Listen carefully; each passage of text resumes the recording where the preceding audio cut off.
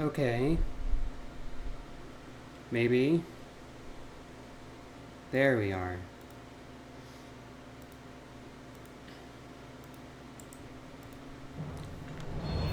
So, hi. Ignore Shadowbringers, we're not there yet. Hopefully restarting my computer will have made it so that this game does not encounter an unknown error and crash.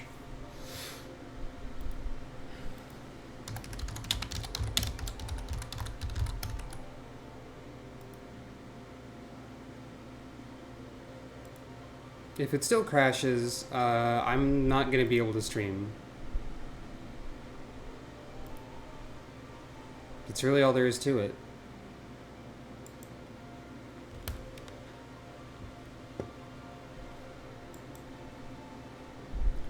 So we sort of lost 15 minutes, I guess, in a sense. So for those 15 minutes that are not in this portion of the stream, is basically people being like, wow, Sucro, you sure did the thing. Now we need your help to do the next part. Go help improve the morale of people.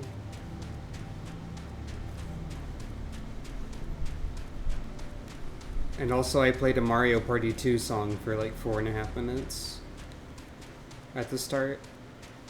I'm saying this because when I put the VOD on YouTube, I probably won't bother with the first 15 minutes of this.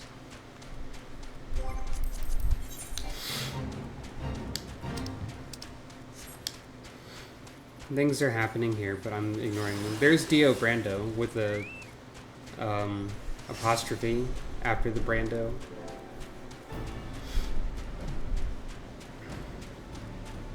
Regular player names. Well, if it isn't the hero who brought down the Prefectus, it's good to have you with us, friend. As you can see, the mood about the camp here is grim at best. I was hoping that your presence alone might serve to raise spirits some. Unfortunately, it would seem that many are too preoccupied wallowing in fear and self-pity that they have yet to even notice you've arrived. Might I ask you to make the rounds and share a few words of encouragement to those men and women whose spirit falters? I had a mind to do it myself, but I'm quite certain it would carry more weight coming from you. Once you've seen to the others, go and do the same for Edelstein. No matter what he may claim, the lieutenant would also fare better for a bit of rousing. Trust me, I know. Okay.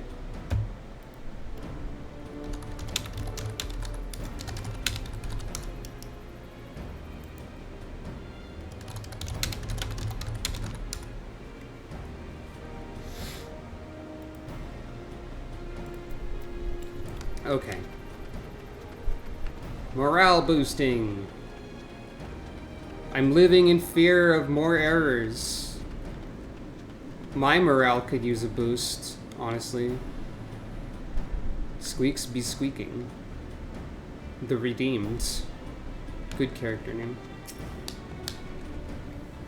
Yes, sir. Right away, sir.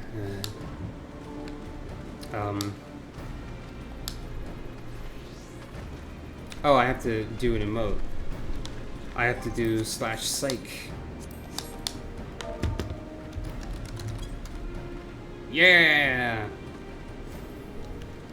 Ah, the Garleans are not near as frightening as you. I'd sooner face a vanguard while naked is my name day. I don't think I did it right. But also it worked. It's fine. Cute things are happening over there. I'm fine, truly, nothing to worry about, just a mild case of battlefield nerves. I'm a cat! Yeah! I break my fast on Garleans and right now I'm very hungry! Okay.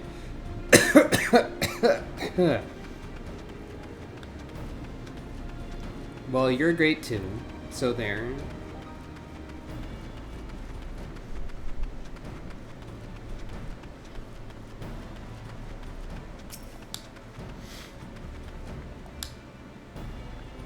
Ah, the oft-rumored hero. Doubtless you'll single-handedly save us all.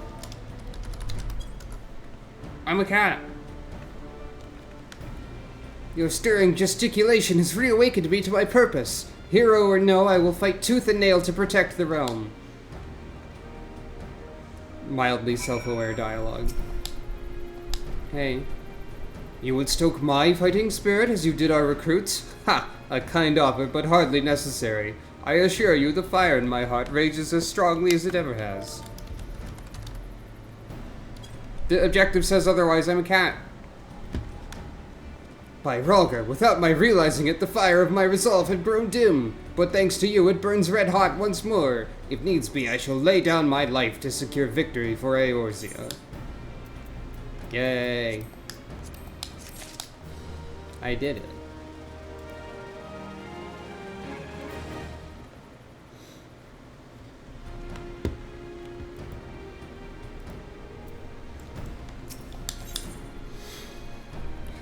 Rock the castrum. Yep. Good. You have rekindled the flames of courage that burn within our brave men and women's hearts, and for this I thank you. And now the time for battle is nigh. We must march forth with no worries or regrets. General Raban awaits you at Castrum Meridianum.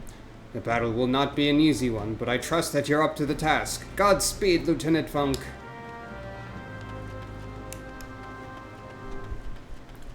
Lieutenant is the highest rank that you can be promoted to without engaging a lot in the squad mission stuff that I don't have quite yet. I mean, I have the squad, but I can't really do a lot with the squad at the moment.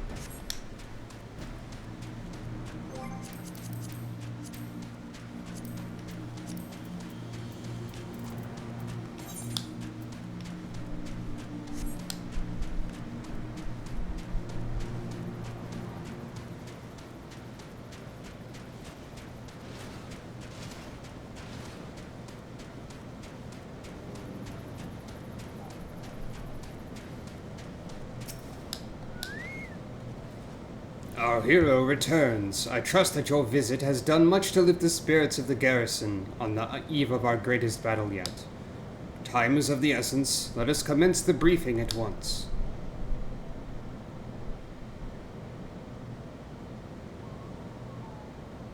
Why do they call it a briefing if it's never brief?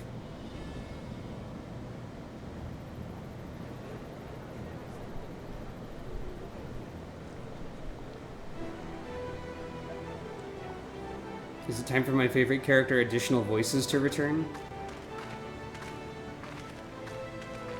We have a crowd scene.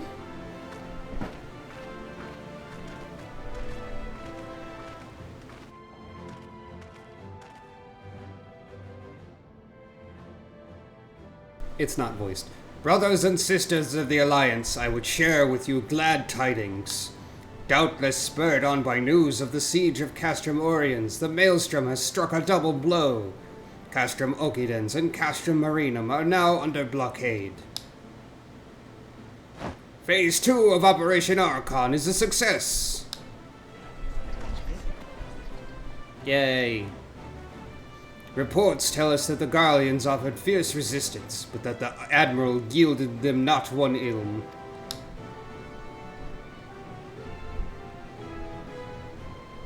With Ocidens, Marinum, and Oriens thus suppressed, the third phase may begin in earnest. Even as we speak, the Order of the Twin Adder moves to block the railway leading hither from Castrum Sentry, and that can mean but one thing. The hour has come to strike at the heart of the Garlean invasion force. Castrum Meridianum, the den of the Black Wolf.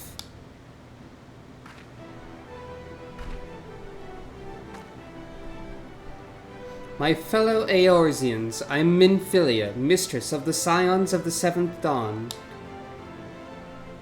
There exist myriad barriers that divide us, those of race and nation, language and creed, to name but a few. Such barriers serve to isolate us from our neighbors, yet they also serve to define who we are. Shorn of them, there would be little to distinguish one from another, and the rich variety of our lives would give way to sterile orthodoxy. These barriers can never truly be broken down, of course, not so long as there is liberty in the world, but they can be transcended. Verily, we do so now in coming together for this grand endeavor, to fight side by side in defense of our shared home.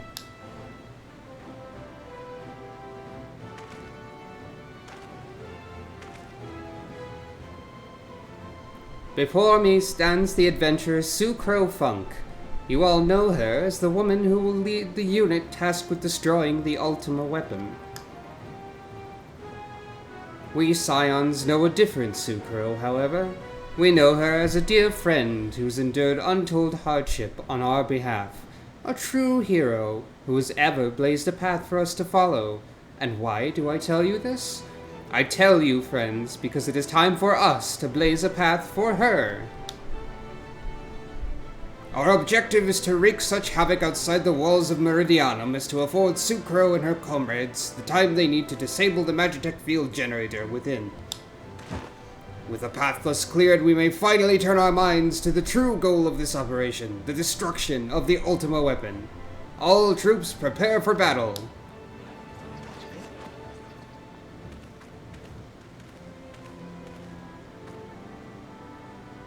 I fear I can't accompany you this time. The unenviable task of facilitating communications between our forces has been entrusted to the Ironworks, you see. Know, though, that I will be praying for your safe return.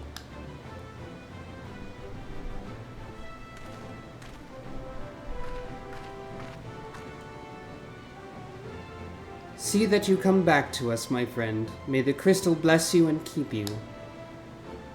Nod. We shall suffer the Black Wolf to prowl our lands no more. Let us teach the hunter what it is to be hunted. Forward, comrades, for Eorzea. For Eorzea. Woo. Go now, Sucro, and bring us one step closer to the dawn. Nod, determined. Castra Meridianum is now accessible. Alright. Here we go, I guess.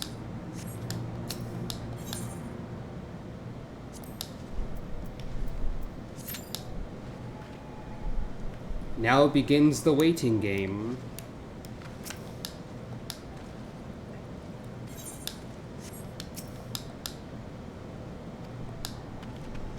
Same lines that they said in the cutscene.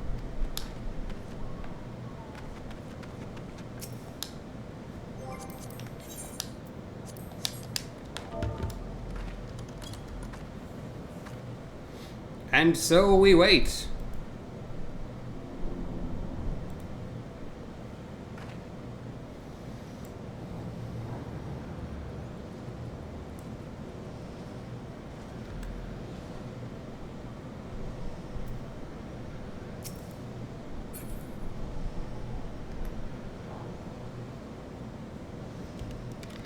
Such is the life of a DPS.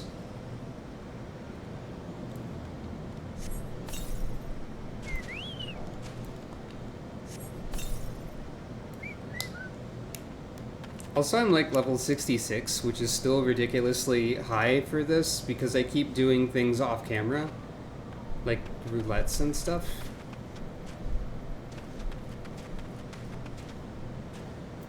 Not that it particularly matters that I'm high level, because it will level me down. But, you know. Item level will still mean that I carry into this battle a strength that I am not intended to have.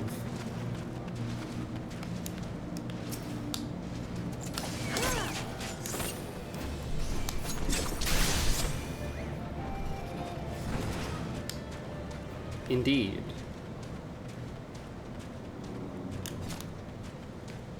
I know not what to do in the meantime.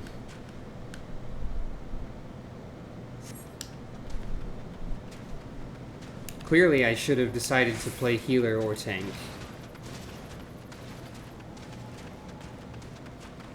There is still time to make that decision and commitment.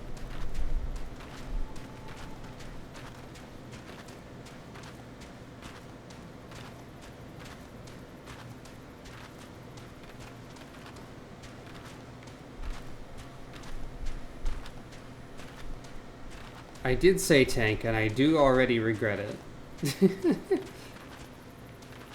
That's slightly a joke.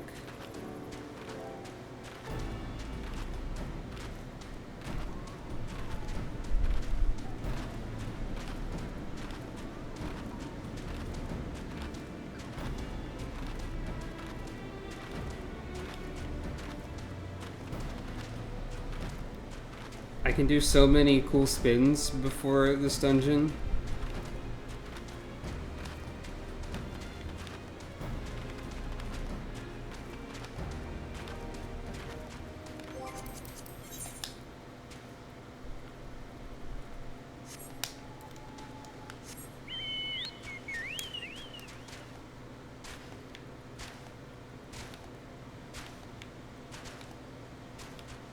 I think it's slightly harder to do a cool spin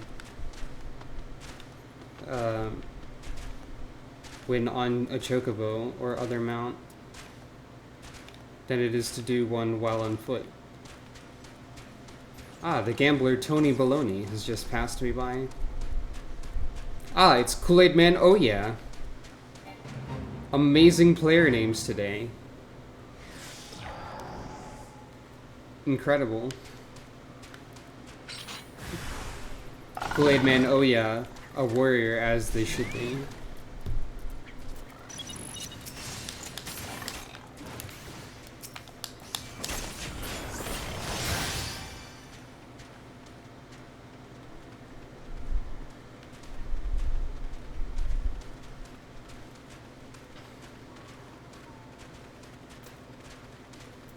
Escorting an NPC.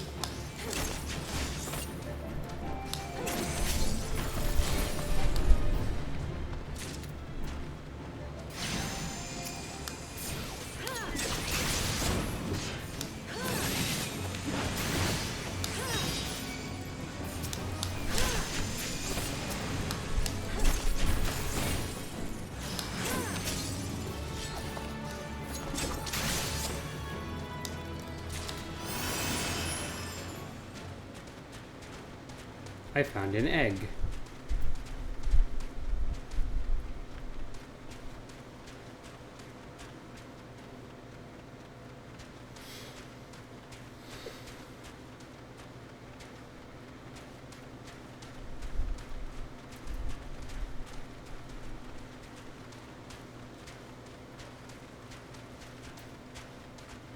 Honestly, thinking about tanks and healers, I'm much more scared to play as a tank than a healer. This is primarily because it would mean that I have to know what I was doing in terms of like mechanics and such.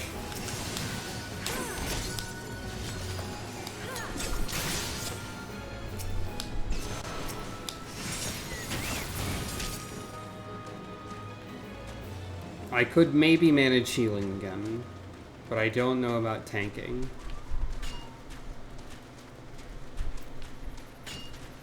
Tanking feels like the group of character classes that is the most please read a wiki before you do a dungeon. To me, the game is not designed with the intent that you need to do that. But I'm afraid of people being mad at me.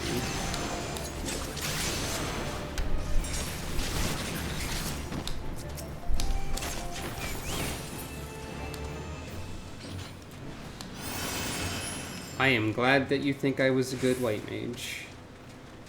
Healing is probably a bit different now than it was then.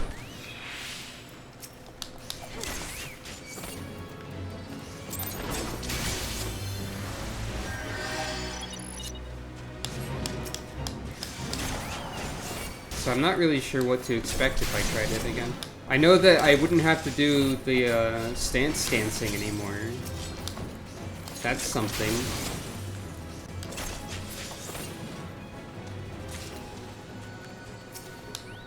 That's wild to think about. I don't even remember what the stance skill was called. Because back in the day, healers had to swap into a stance for doing DPS if they wanted to do that instead of heal.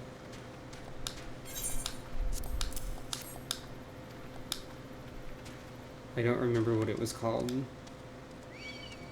but it was something.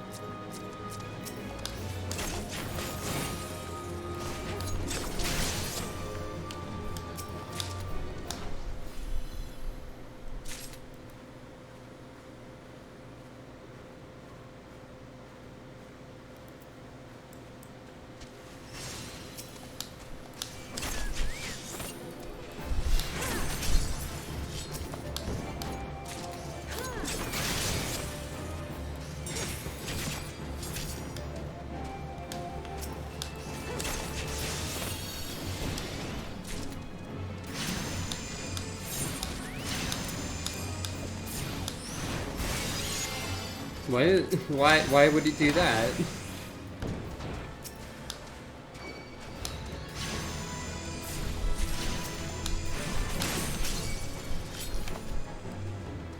That seems concerning.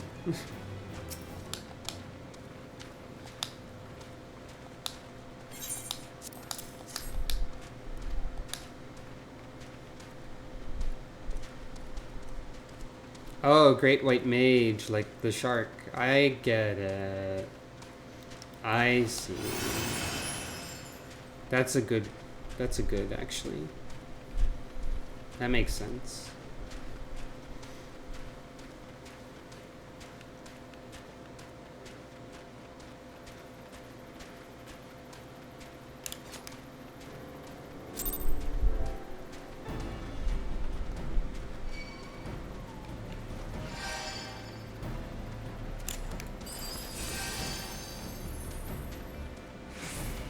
According to the weight, I am still the only person in the party.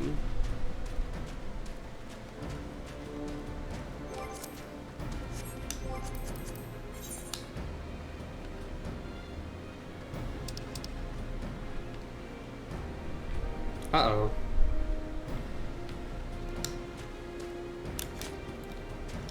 The scary fate is available.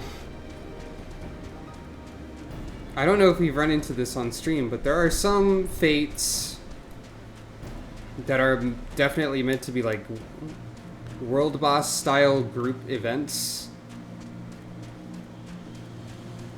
And I'm pretty sure that this is one of them.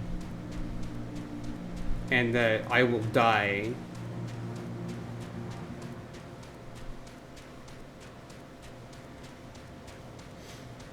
Yeah, this is Chimera 2 Gorgamera. Yep. Has a very dramatic music thing here. There's like ads and everything. There's no way I can fight this by myself. Absolutely none. 0% chance of success. But I can listen to the theme music. I can get a close-up look at this creature.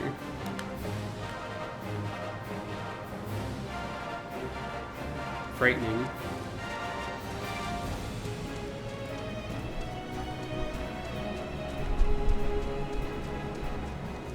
I'm just gonna not.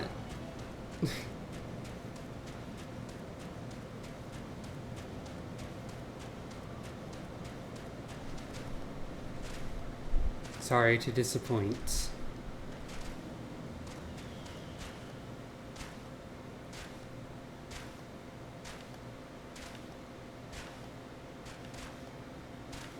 Is it weird that I honestly feel like I should go back to maining healer just so that my queue times on stream aren't really forever? Like, I don't mind waiting, I just mind making other people wait. So clearly I need to sacrifice my own well-being in order to help others.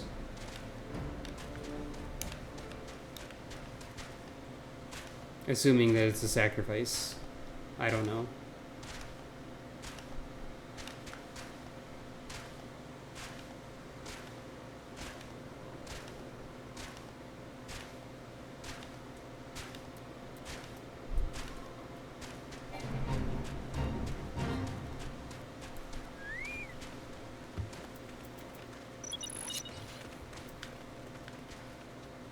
This merchant sure is escorted often.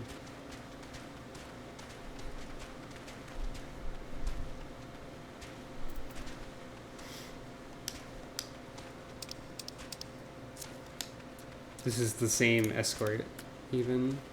It's not even like, escort the merchant back. It's literally the same one. It's like the merchant accidentally like got to where they were intending to go and then teleported, except the teleport point is at where they are going to. So not really.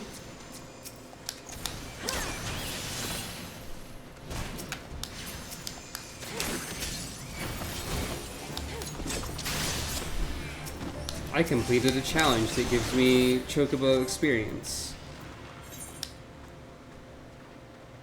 Very close to being able to level the Chocobo again.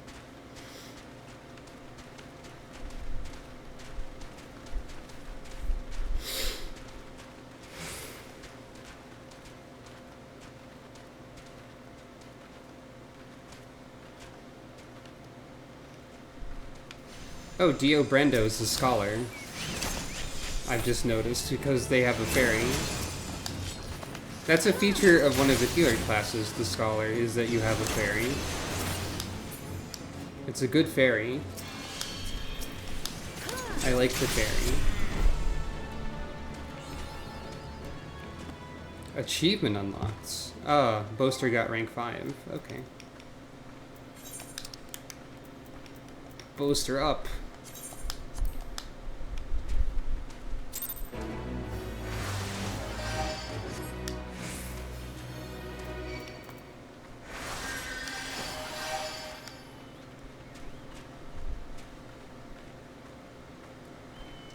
There goes Dio. There goes Kool-Aid Man, oh yeah. Off into the distance.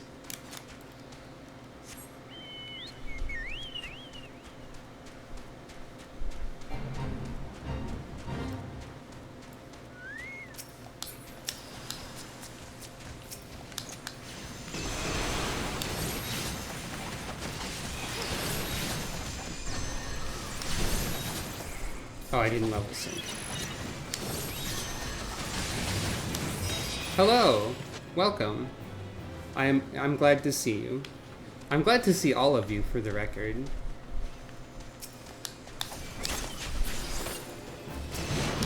Awoo! The awoo has been redeemed. You're just in time to see me waiting in line for Castro Meridianum. I can totally see you easily. You cannot hide from my all-seeing eyes.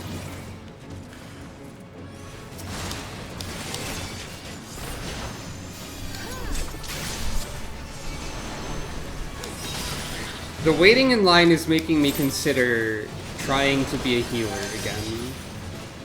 Because, as I've been talking about, I feel guilty for wasting time. The time of other people. Kind of. Hey, my level sync went away.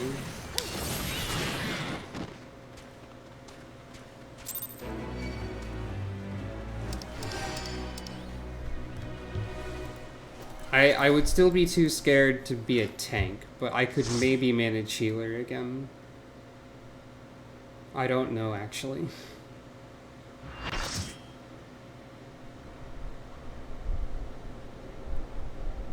Oh boy, here we go.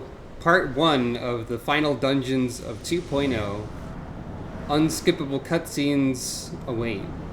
Not that I would be skipping them anyway.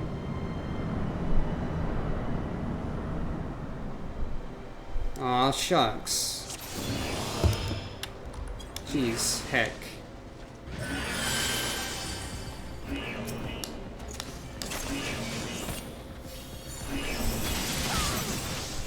So this is an 8-person party. And here's a cutscene. Ah, y'all are too nice.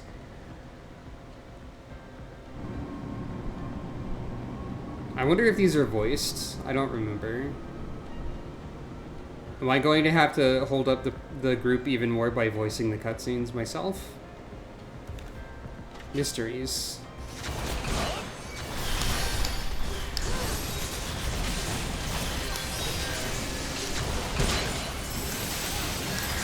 Apparently one of my primary concerns today is that I am holding up other people for some reason.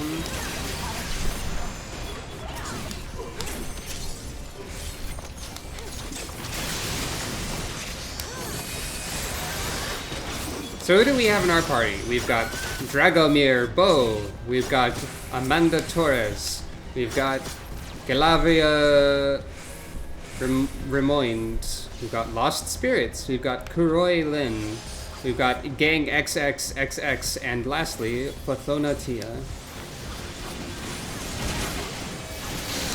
I kind of wish that my party consisted of all the people I was seeing outside of the castrum. By the way, how's the audio balance? Because this is noisy. Not that there's a lot I can do about that, as usual.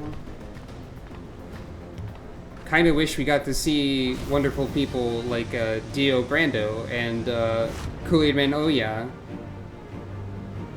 who were outside. Audio seems fine? Okay, okay. I'm always constantly worried about this. You'll note that this is some of the music that is used for final boss battles in a dungeon. So it is like, oh, the first boss of this dungeon is like a final boss of a dungeon. I don't remember the mechanics, but it seems like everyone's got everything in hand over here. And also we're going to like destroy these bosses really quick because of item level and stuff. I don't think you can rocket to the end anymore, because like I said, cutscenes are now unskippable. Like, there's no way to skip the cutscenes. If I didn't know better, I'd swear you had a personal grudge against Magitech armor. Oh, okay, so they're not voiced, but also I can't skip them on... the dialogue is going at a set pace. What can I say? I couldn't bear to let you have all the fun. Don't worry, Biggs and Wedge have everything on hand. Truth be told, I think they like having the work of 3 men. Everything will have to be read in super speed, just in case, because this is auto-advancing. Wedge wasn't exactly pleased to be left behind, though, and made quite sure I knew it. I must say, our recent struggles have done wonders for the lad spirit. Holy shit, I can read faster than I thought I could. This is my true power. Given the size of this place, I suspected there might be an armor or 3 to be had, and here we are. Not as bad as I thought. If I have Marquez's talent for mending things, I should be able to get it working again. Listen, Sucro, we intercepted an Imperial communication indicating that the ultimate weapon is indeed being housed within the Praetorium. Speed Razor voice acting mode is great. I love it. This is fun, actually. We also learned that the field which protects the compound is powered by no fewer than 3 generator towers. He's going over that cliff. Wah! If you're to deactivate the field, you need to locate and disable them all. And I'm here to help you do just that.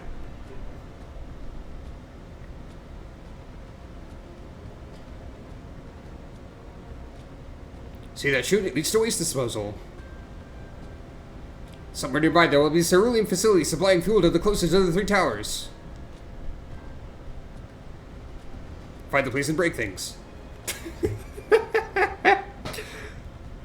Go ahead, Tsukuro. I'll be along as soon as I finish my repairs. This might be worth clipping later, because it seems funny to me. Anyways. I am a trash, said Tsukuro, jumping into the garbage chute.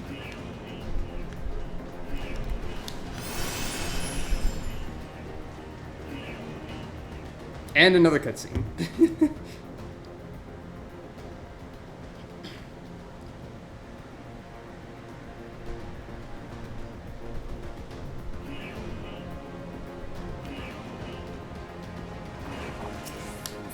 What if for Endwalker they bring back this school of dungeon design as a joke?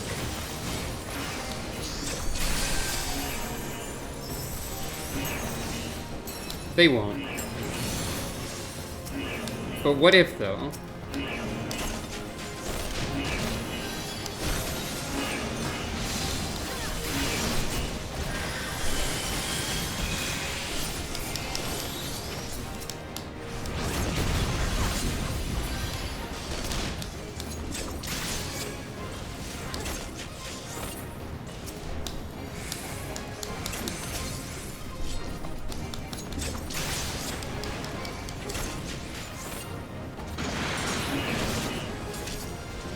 When you say... Honestly, my opinion is that I like how the dungeon design works these days. I like it being more straightforward, honestly. Because I feel like there's a time and place for additional like complexity and wondering, and it's not in a dungeon in this game. And I say that because when I tried tanking once, it threw me into old dungeons that I didn't know how to do, and I felt really bad. Because I didn't remember where to go. And it was bad fun. It was bad fun. By which I mean it was not fun. So I personally think that dungeons should be intuitive at the very least.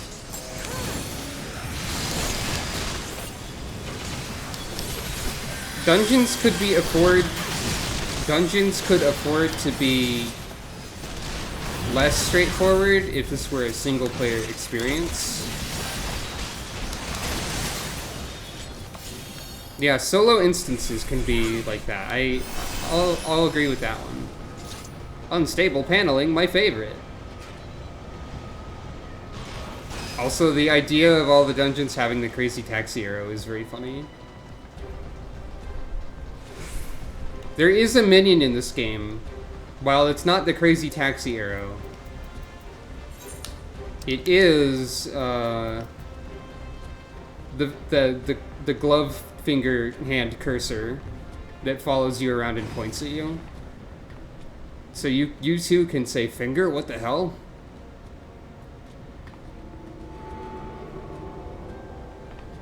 I never played any crazy taxi games.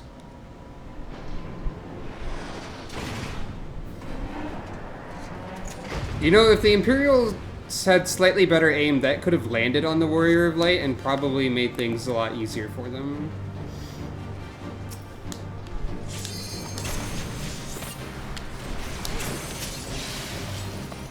Someone in the party had to go answer the door because they were being delivered a surprise garlic bread. I just thought you should know that.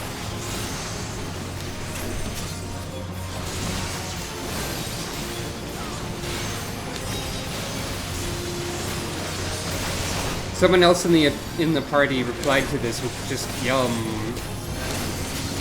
They have a good opinion. They enjoy garlic bread, as do I. A powerful surprise, to be sure. Imagine how the Empire feels when the Warrior of Light is in the middle of fighting them and gets a phone call and is like, "Oh, there's garlic bread waiting for me. Hold on. I'll be right back. I could share some if you want." There you are. Time for a speed racer again. I didn't have the patience to take the long way around. I see you've disabled the first generator. That leaves us with two. Oh yeah, the alarm. Ah, bugger, that was me, wasn't it? Well, there's nothing for it but to press on. We must see to the remaining generators before the enemy has the chance to regroup.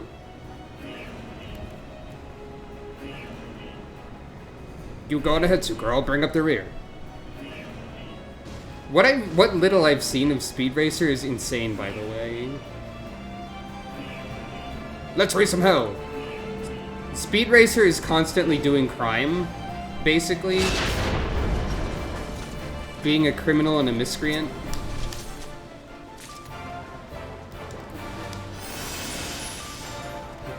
A surprising number of people are dying.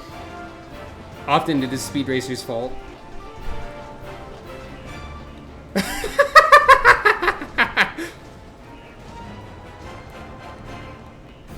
They spelled out Sid with the area markers.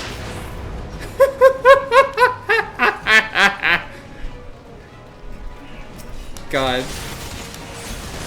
People have so much experience with memeing the shit out of Praetorium and Meridianum because of their structure.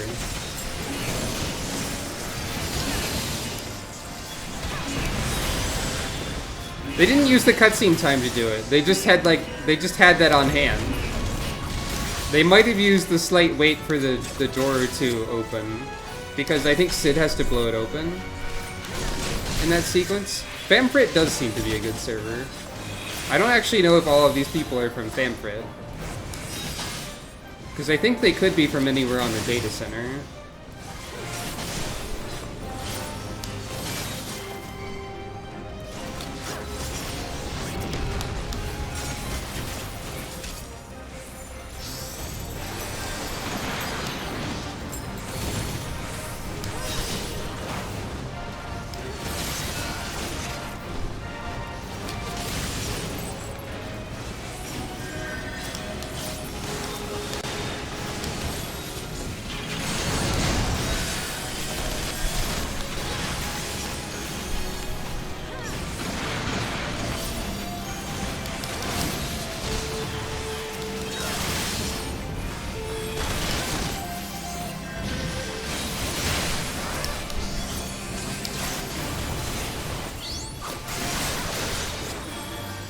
I think this is Primal and not Crystal, actually.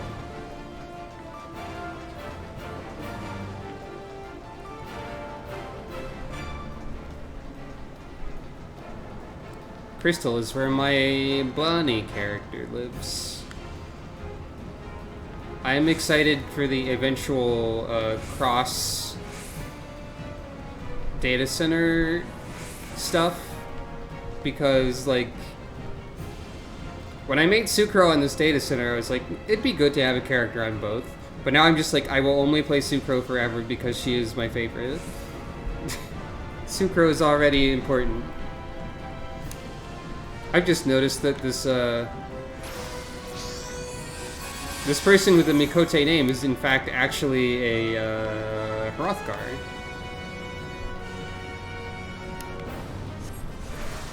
They are a large cat instead of a cat person. Like a cat, girl or boy. Or a non-binary individual. I mean, they could still be that, but they're also large. I don't really know what I'm saying.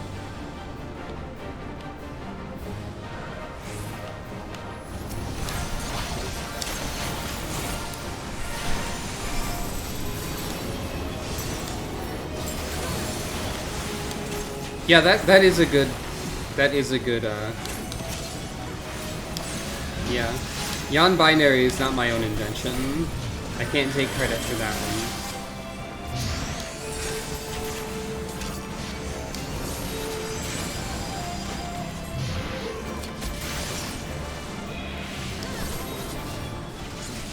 I'm curious to know what the female Hrothgar will be like when they add those, but also vaguely wary. Because I feel like the addition of female Hrothgar might attract a certain group of people that, like, while they're not inherently doing anything wrong, it could be uncomfortable for me. But then again, this game already has those people no matter what I do.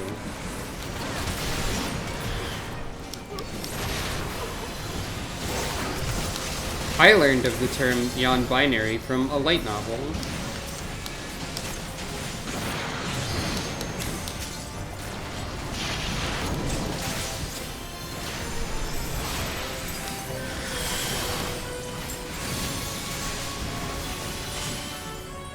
And yeah, they're gonna be like strong lion ladies and all. I understand that. But I'm afraid of the kind of people that might play them. Fireworks, Sucro. I'm afraid of a lot of types of people. Stand clear, I have a mind to lose some fireworks.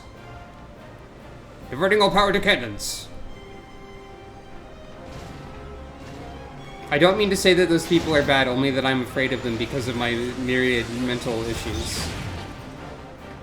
But anyway, back to the game, though. I can't help but talk about my own problems, apparently.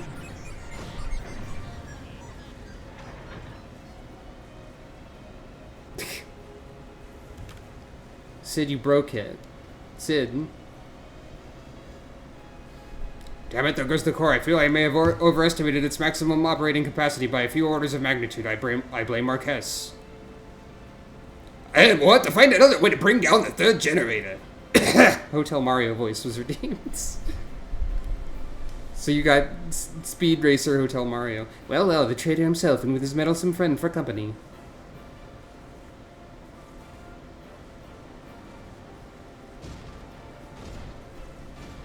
I love how Livia is somehow very stealthy in her giant robot that goes clonk clonk. You've gone ahead, Sucro. I need to get to the bottom of something. Nobody noticed her even though she was like roboting around with big stompy feet. Key. Gotta collect it.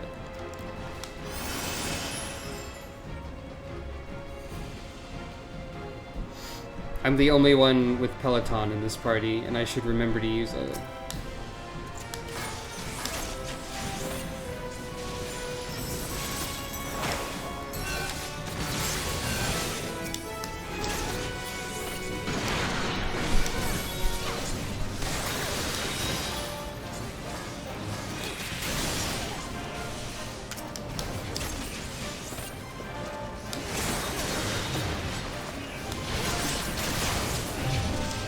I hope I haven't upset or offended anybody with my talking about how I'm afraid of people that might play a certain kind of character.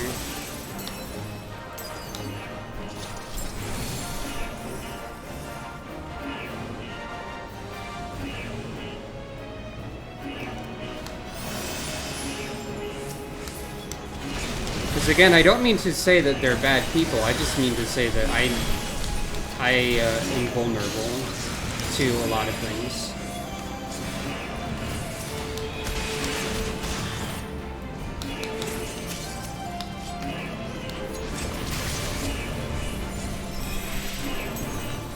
Yeah, I mean, the Hotel Mario voice option is there as a fun prize for anyone who wishes to redeem it.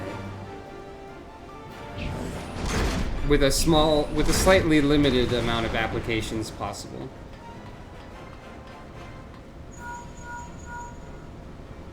It's me, are you alright? Hello. That's an assault craft you're up against. You don't stand a chance with the conventional weapons.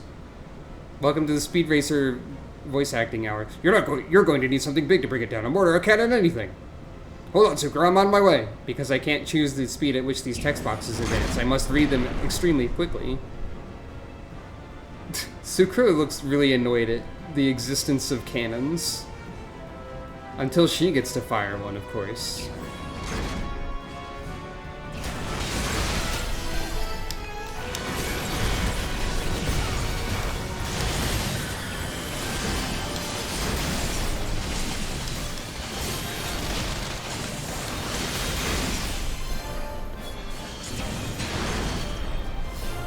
Canonically, Sucro is firing this, but also I'm not actually doing that.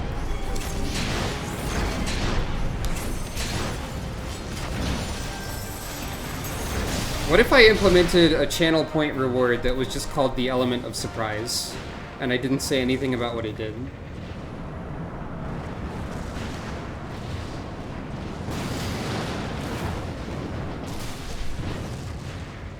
I don't even know what it would do. Fools, if you are resolved to die here, you might at least have done so without me first making a mess of this place. Robot jump. I see that Garland is not with you, more's the pity. I'd hoped to slay it myself, but never mind the traitor for now. It was redeemed again. I've so looked forward to this meeting, Sucrofunk. Yes, I know much and more about you, about your strength and your hidden talents. I would sample them firsthand, and you will indulge me. Isa, I cannot take a break for a significant amount of time. It's literally not possible for me to do that.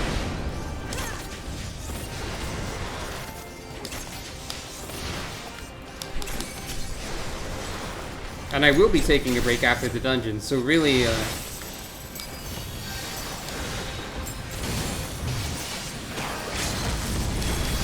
we're not even fighting the boss yet, but the boss is here.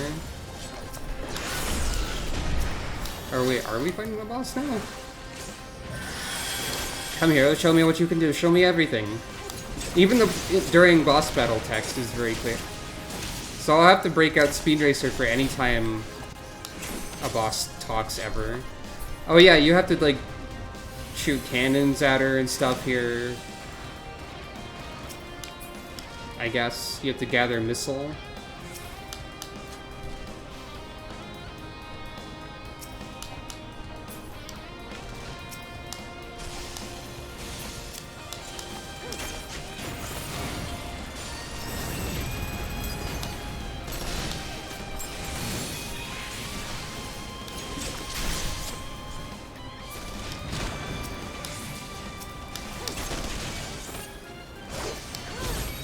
I guess I'm just used to how much stuff is happening, maybe. This fight used to be difficult, I think. But now it's just like, you do have to use the mechanics because of her insanely high amount of defense. But she was kind enough to leave a bunch of cannons laying around that you could use on her. So, you know.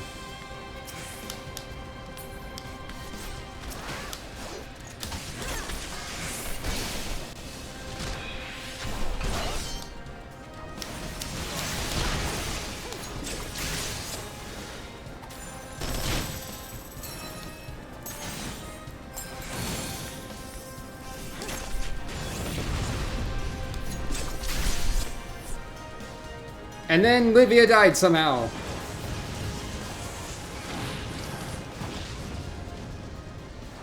Except not. My lord was quite taken with you and the power you possess the Echo. Naturally, I could not help but wonder but whom this princess among women might be. I'm a princess? Only to discover that you are but another adventurer, no better than the multitude. Yet in spite of this, the masters hold you their champion and shower honors upon your head. It defies all reason. You mean like Steel Reason, like the song's playing right now? That's the name of it.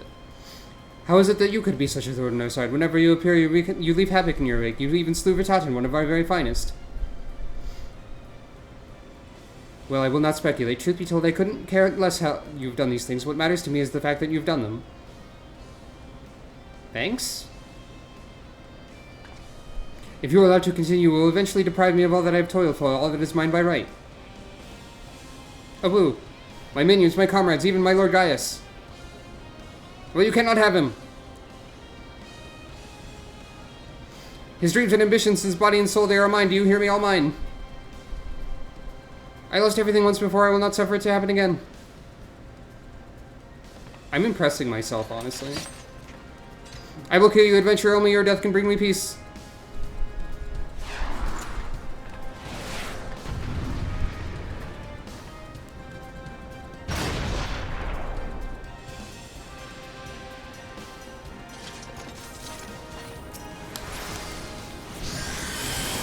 You will not take any more from me.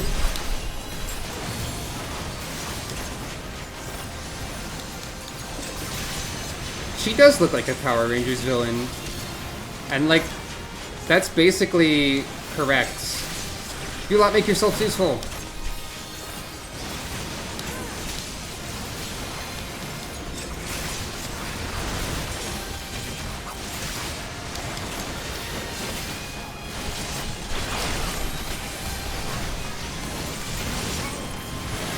No, I will not lose to the likes of you. You lot make yourself useful. Oh, she did have a voice line that wasn't subtitled, and then she died. Rip. No, Sob, it's happening all over again. Oh wait, I can go through this at my own pace. Please, I cannot bear it. Don't take him away from me. I'm still gonna read it fast, though. Garlands just talk really fast now. That's the canon. My Lord Gaius! Thunk. Can I have your gun arms? I think they'd be useful for me.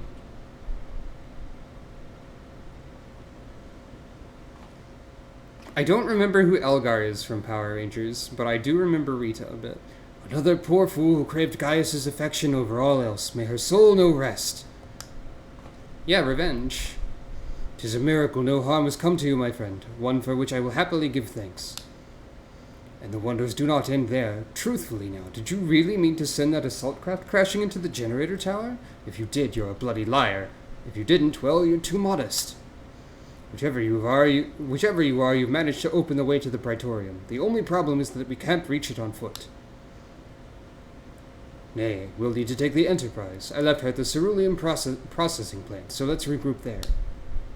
This is it, Sucro. The final confrontation awaits. Nod.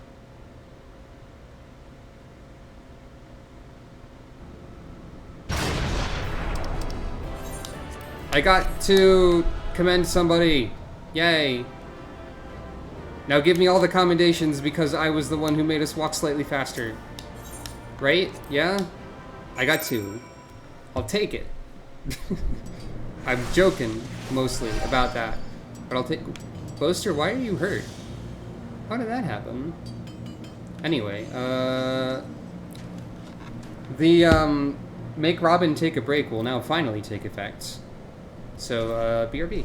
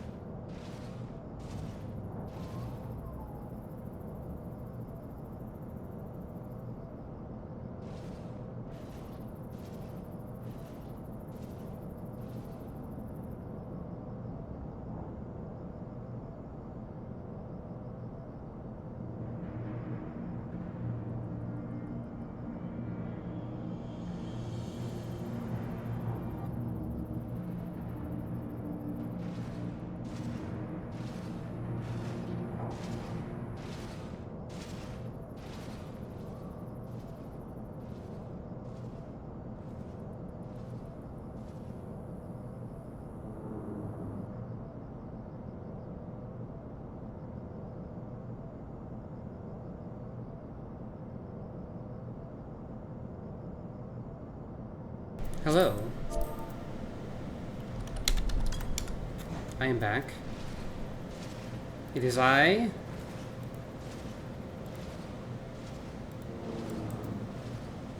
And here's the video game.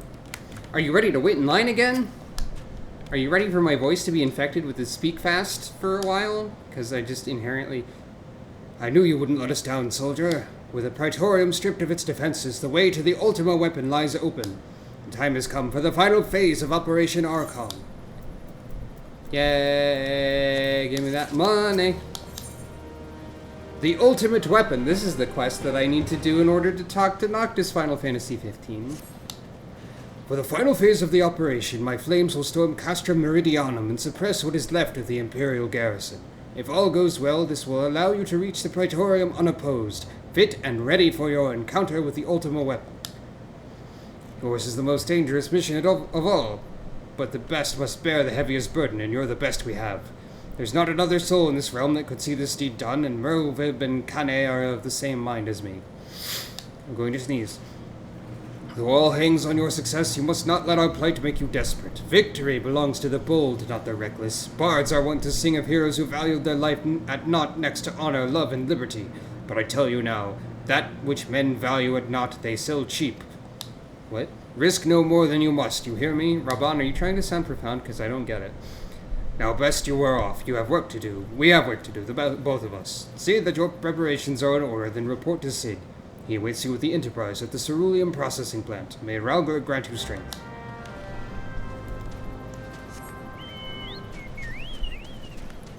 So, my speech patterns in terms of, like, everything are heavily influenced by recent things that I've read, seen, heard, or done. So I'm probably just going to be speaking faster for the rest of the stream now.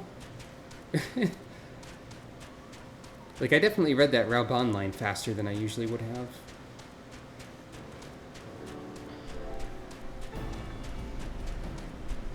I'm surprised I don't pick up accents randomly from nonsense. Though I might have done that at some point. Hey, it's Biggs. I mean, Wedge. Wedge is here. Hi, Wedge. Where is Biggs, though? The Enterprise is at your disposal. When you're ready to head for the Praetorium, you need only say the word. If we succeed destroying the Ultima weapon, it will deal a crippling blow to the Empire's hopes of conquest. After that, the 14th Legion would not dare to move against us, barring the discovery of further Allagan Doomsday devices, that is. Looks directly into the camera. I'm pretty sure they find more Allagan Doomsday devices. Let's be on our way, Sucro. Gaius and his plaything await. The Praetorium! This is a longer dungeon, even. Nope, get Castrum out of there. No more Meridianum for me, thanks. And now we wait once again. I see Rika. Rika's good.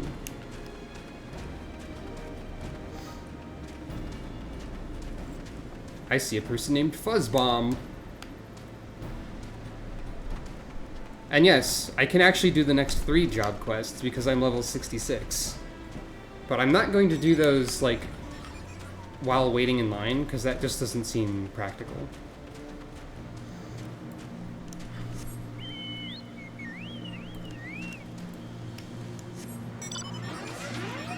What if I taunt the Empire by driving one of their machines around? One of their machines that we won't actually see them use for about 150 hours or so from now.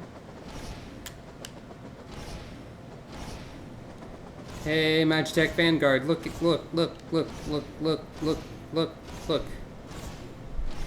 I stole your funny flying machine.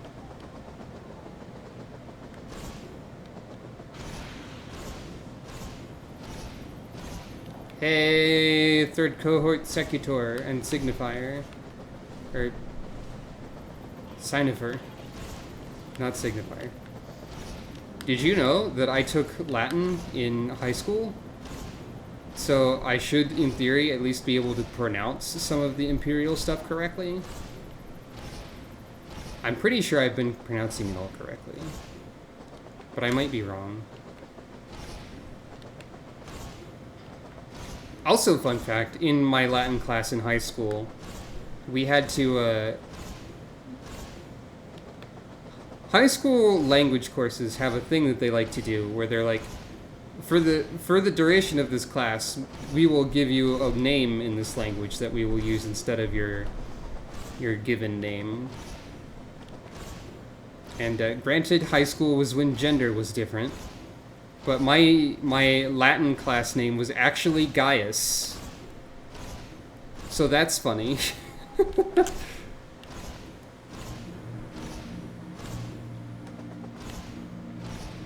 I know not what it would be now with my different everything, honestly. But that is funny. Clearly it'd be Livia. Or it could just be Gaia, which would be like the closest feminine sounding equivalent to Gaius, if that's even Latin. I know that there's a character named Gaia in this game about 250 hours from now, but I also don't know anything about that character because I didn't actually do that part on my other character. So I know literally nothing about Gaia Final Fantasy XIV. Don't tell me anything. We'll get there in, like, March. Oh no, now I know that she's good and cool. Or at least that you think she is. Now I can infer literally everything about her character. No, not really.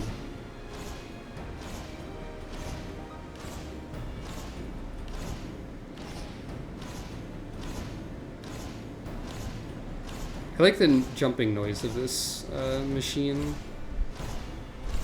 I feel like this is a pogo robot because it has one large, like, vertical segment on the bottom, and it's not currently flight capable because I haven't gotten flight yet. And yeah, it's just a pogo stick. Sucro has repurposed an Imperial flying machine as a funny pogo stick. Yeah, it could be like a rudder or something.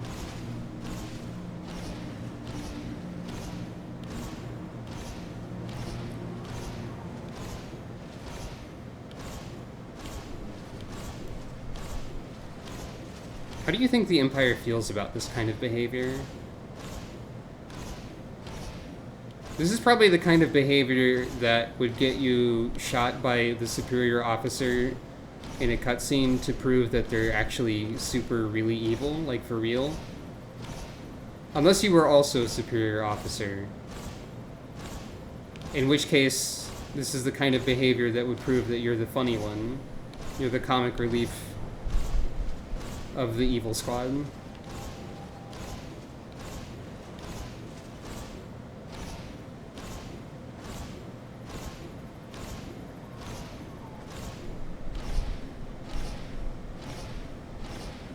I can kind of imagine Nero doing this.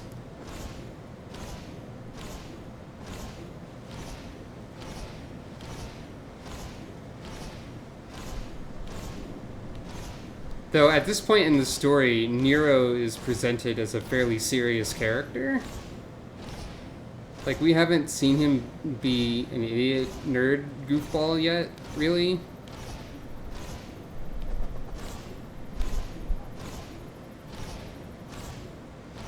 We just know that he's, like, scheming, and he doesn't like Sid. That's, like, literally all we know about him. Also, he likes red. Red is his favorite color.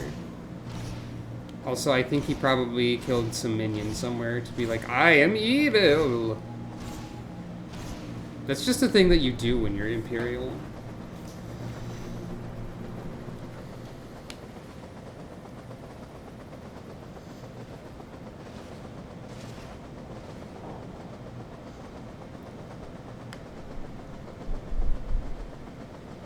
Hey, it's Kool-Aid Man Oya again.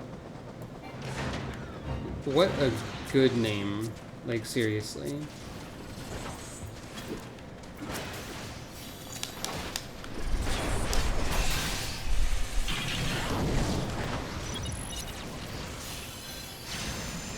And Dio Brando, again. There's only been one person who has, like, messaged me in this game to acknowledge that my name is a Super Mario RPG reference, I think. There has also been someone who said, like, who voiced approval of it because it was a lore-appropriate name. So I feel like they were also probably in on the joke. So there's at least 2 people who know the origin of Sucro's name in this game. Plus probably everyone watching right now, because I just said that it was from Super Mario RPG.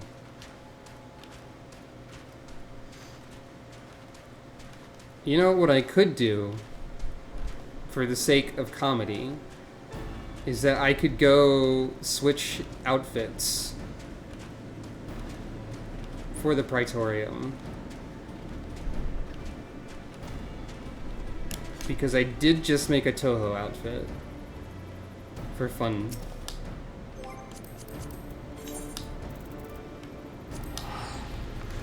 I can at least show it in the glamour menu.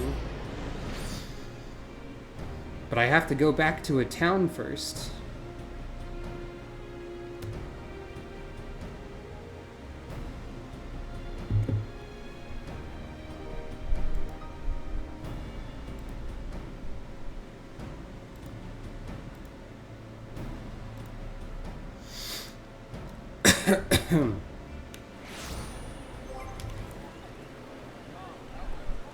That person's name is 100 emoji. So here we have glamour plates. Here we have Marissa. I could just switch to this for the Praetorium. But I think I want to attempt to take it slightly seriously, actually. This is just Sucro's Halloween costume. One of them. Z. Z? This person is named Shadow Edge, and they're in the guild Edge, or the guild tag Edge, and they have the title The Darkest Shadow. Incredible.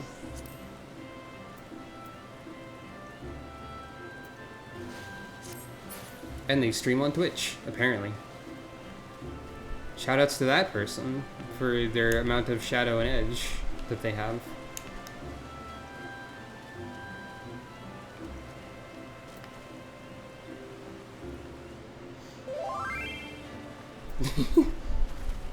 Rika whispered "Al the Edge" at me.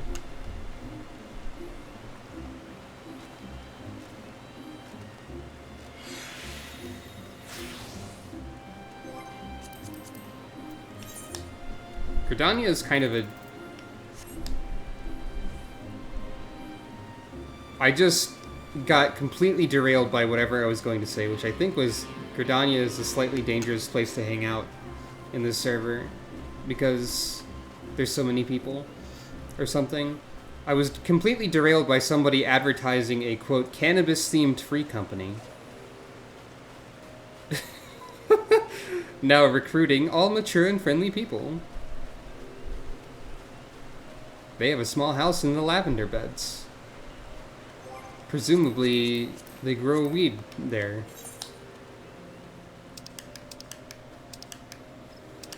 Good for them, I say. Good for them.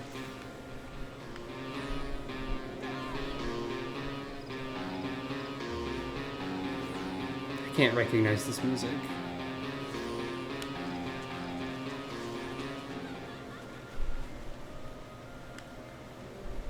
I don't really know what to do while waiting in line. Other than, like, go around and observe people. And given that I'm, like, streaming, it kind of feels like maybe I shouldn't just go around and observe people. Like, maybe that's a invasion of privacy or something to a small degree. For all I know. But also, I guess that's just like they have chosen to make themselves visible in an MMO, I guess.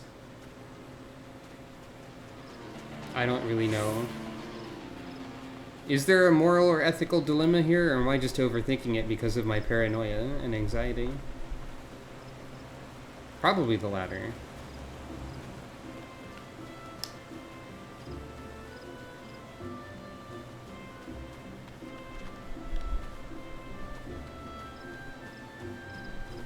Or that. That's a good way to put it, instead of the self-disparaging way to put it.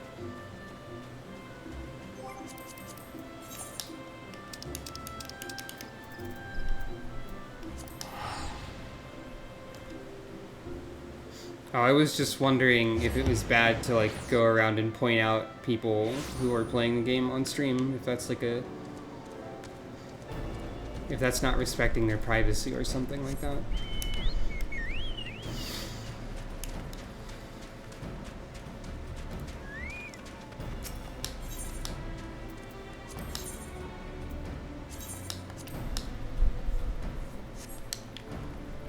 Yeah.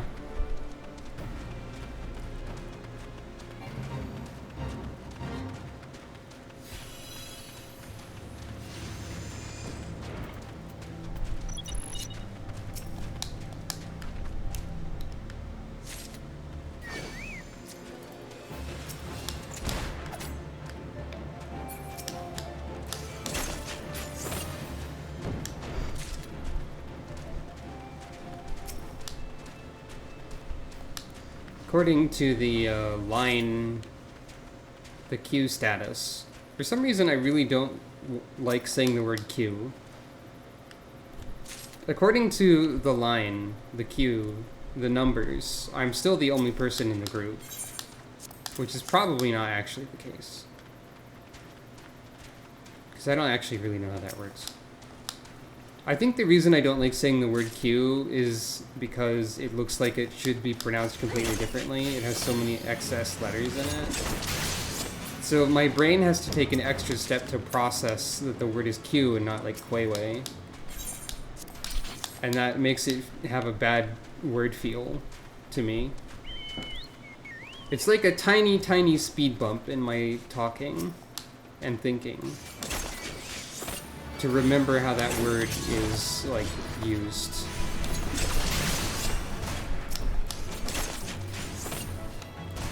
Words are funny like that.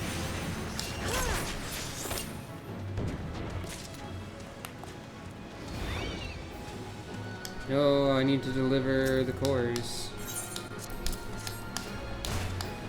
I didn't really need to deliver them that badly.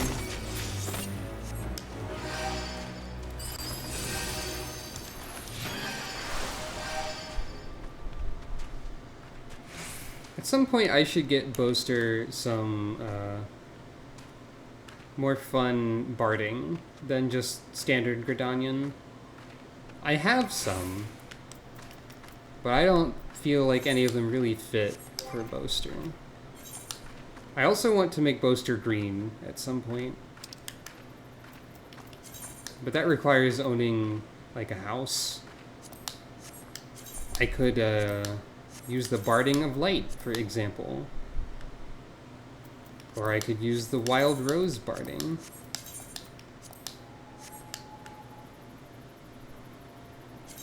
But I don't really know what feels right for Boaster.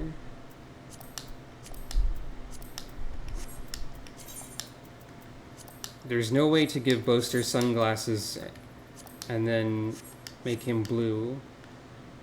So he can't be like a Boshi Chocobo. Which is unfortunate.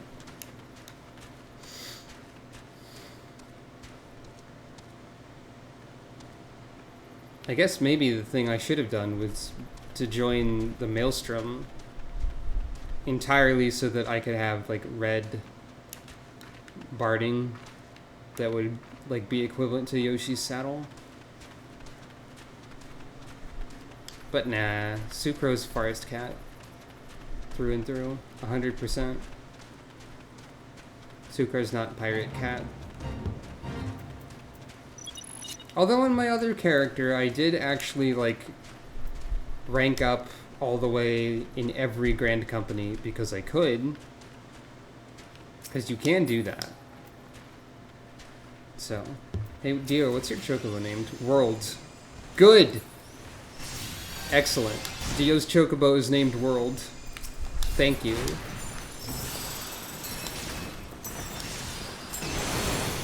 Probably could have been The World, maybe, but you know.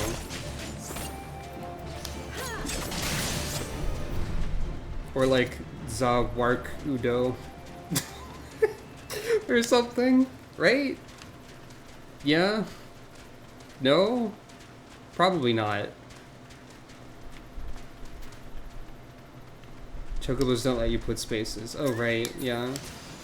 That's fair.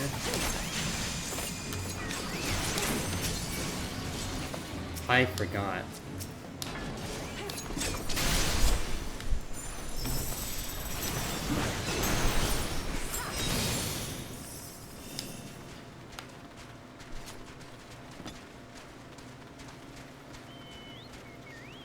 I've seen just enough JoJo to, like, understand a few memes and things.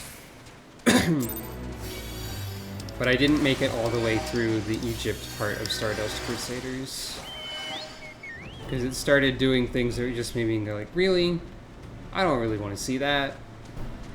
Come on, JoJo. I actually did get further into it than I thought I did. Because I thought I quit after the Death 13 episode, but I did actually see a few after that one. Hey Sid, what's your opinion on JoJo's Bizarre Adventure? Do you have one?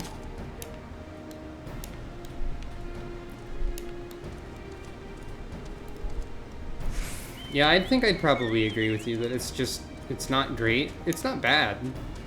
Some parts of it are better than others, and it is fun to like think about and discuss. And like the structure of it is fun. The stands and the stand users and all that stuff. It's just fun to think about stands.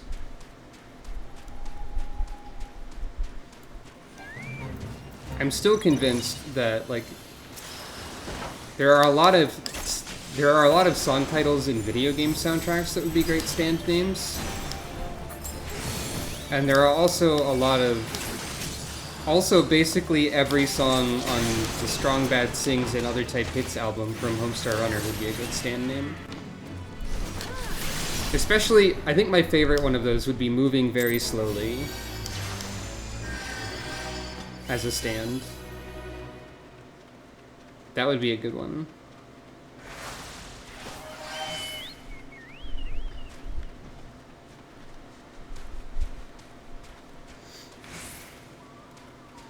The funniest stand name derived from a video game soundtrack would be anything named after any Fire Emblem Awakening song.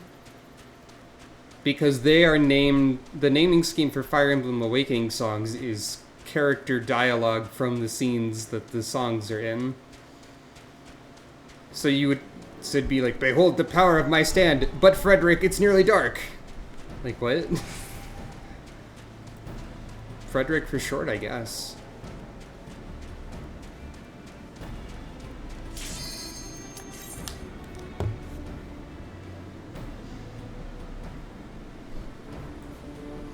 The other fun thing about stand names is that you have to think about what the localized version of it is.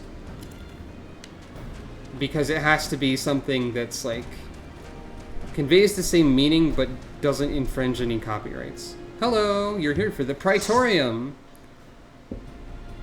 Castrum Meridianum did happen, but now it's the Praetorium time.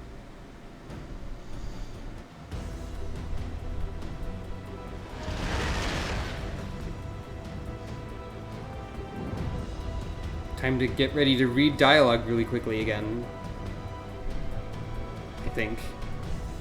By the way, there's a roulette that is specifically just Castra Meridianum and the Praetorium, in order to ensure, I assume, that people are able to do these dungeons despite everything. There's Biggs.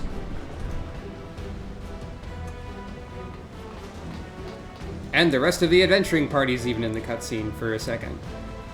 For 2 seconds. Good group here. So here we are. The Ultima weapon will almost certainly be housed in the depths of the complex. I have to read really quick because the text auto advances, in case you weren't here. So it's Speed Racer voice acting hours, which is actually really fun. So we've got like Link as a Lalafell in the background there. This is it, my friend. Man, maybe I should have switched to my Marissa outfit.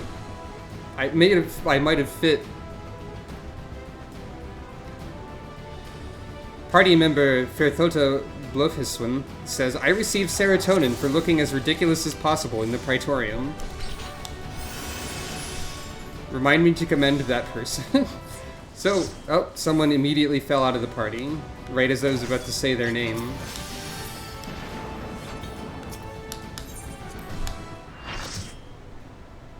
And then someone joined. Yeah, we've got Annie Caesarius, Jeff Eska, Ash Darkbane, Rin Hopper, Scarlet Falcon, Devota Blofiswin, and Taro T.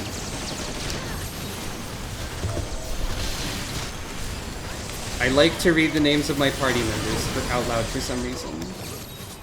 I want to give them due credit for helping me through the video game, maybe. But also, maybe they don't want to be read out loud, I don't know. I also appreciate that one person is in full Ironworks. I don't know if I said that already.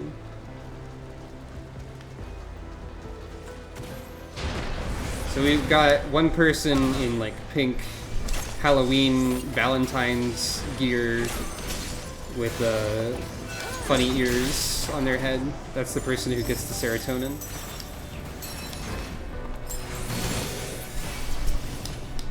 We've got I think the person who was Lalafell dressed as Link is the one who disappeared.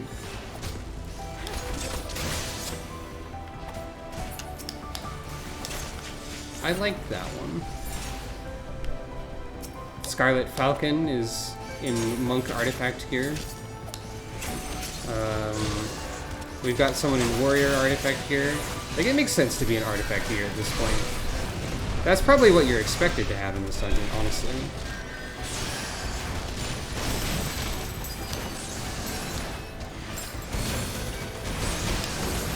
Oh, Christ. Oh, no. Why am I dying? Why am I dead?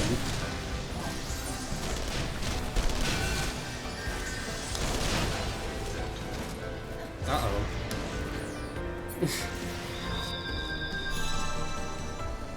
Well, something is happening off-screen now.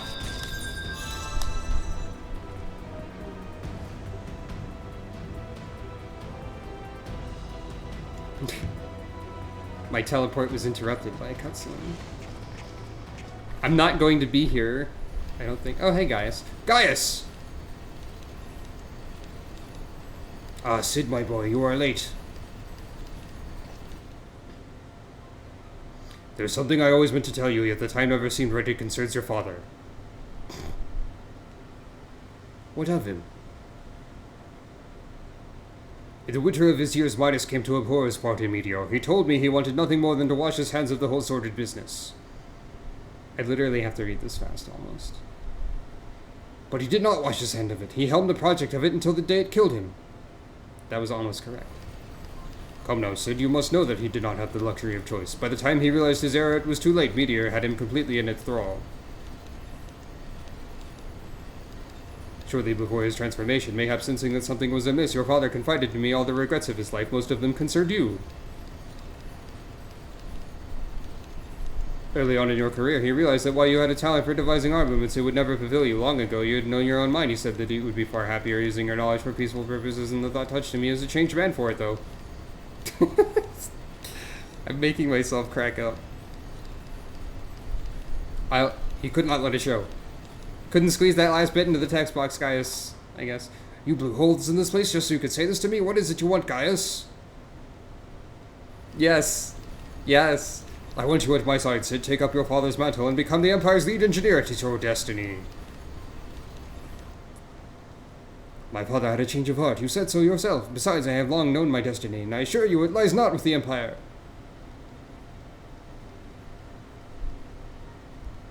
A pity. What of you, adventurer? Will you not considering making common cause with me? What? With your powers joined to mine, we might do much for this realm. Together, we could bring an order to Eorzea and usher in a lasting peace. No. Shut up. No, and I can expect no better answer than this, so be it. It was your strength that made me proffer my hand in friendship, and it is your strength that makes me proffer now my blade. Save as an ally, you are too dangerous to be let to remain. Gosh. Goodness me. Here is a giant robot with a sword. Enjoy. I will now take the elevator further down. Goodbye. Run, sit, or stay. It makes no matter. You cannot escape the past. Gaius, wait, damn it.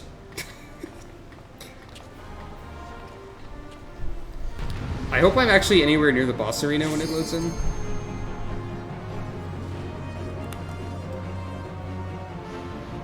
Yes, I am. Okay.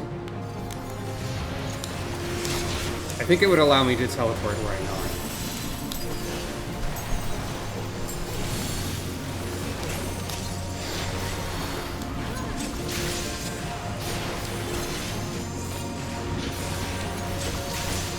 I remember seeing one screenshot of the Praetorium opening where it was like one person who was sort of like dressed as a teacher or professor or something, and the rest of the party was like Lalafels in school uniforms.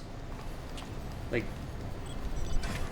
so it was like babysitting them on a field trip to the Praetorium or something like that. Knowing Gaius, he's headed for the ultimate weapon. If we find him, so too will we find our glory.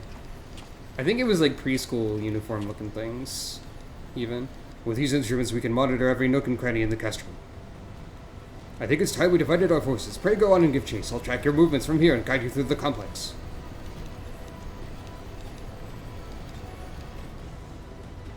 We'll stay in contact via link, bro. Be careful, alright? But yeah, the image was kind of cute. Unless I think about it too much and think about how like all the characters are technically adults and they're dressing up as like preschoolers or whatever for a laugh, then it starts to feel weird. Because I overthink literally everything. Let's take an elevator. Wee.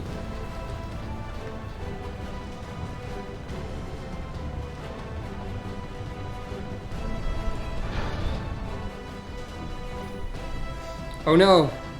I think one of the people... Oh wait, no. I thought one of the people missed the elevator. For a second.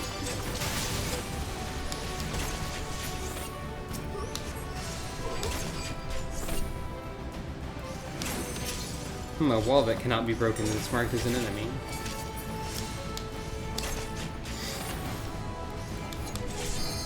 Most of these enemies are just getting ignored.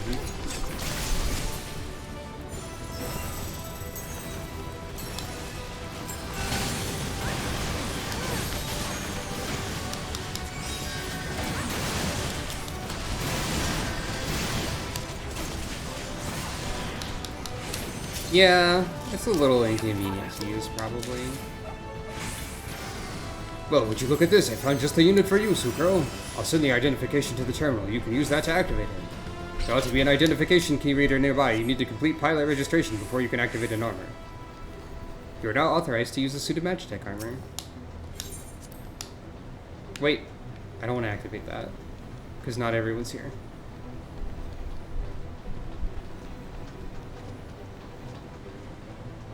That would have been bad.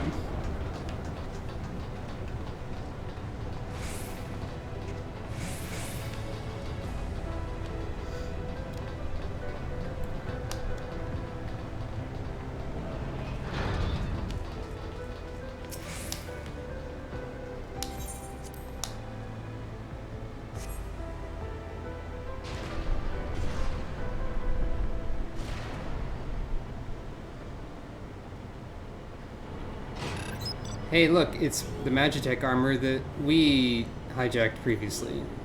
And it knows who we are. She knows who we are. Oh, there she is.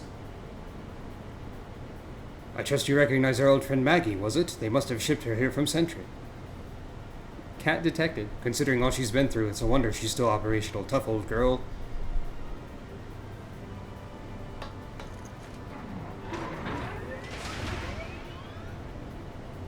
Now that you're suitably armed, you can blast open that bulkhead. The external walkway will take you back there. Oop. Somehow, all 7 of your other party members also get this same agitator power. Follow it. So Too busy talking to read, so I failed.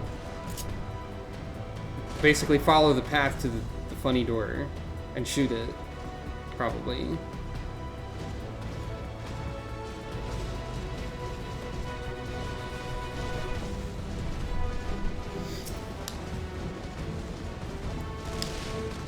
Ah, Jesus. Ah, Christ. Controllers are not made for ground targeting. I forgot that ground targeting was, like,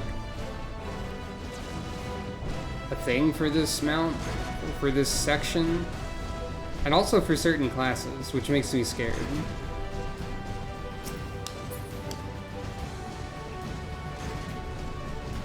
I don't know if both of these are ground target. Okay, that one's a straight line. I can use that one.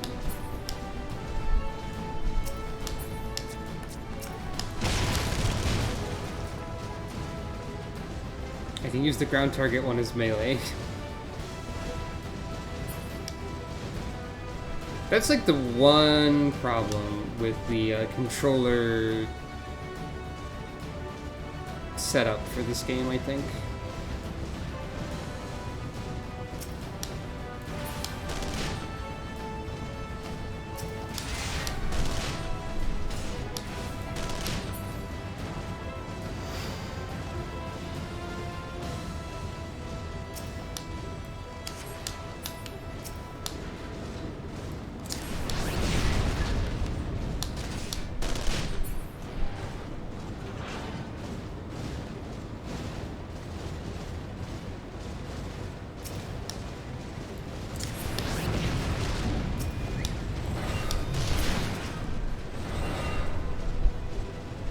This part is kind of silly, because I think, like, no matter what, you're just going to be ridiculously powerful here. I could be wrong. I feel like there might be a way to adjust how ground targeting works. Though I could also be thinking of other MMOs. Because I know that for, like, Guild Wars 2, you can make it snap to the target automatically.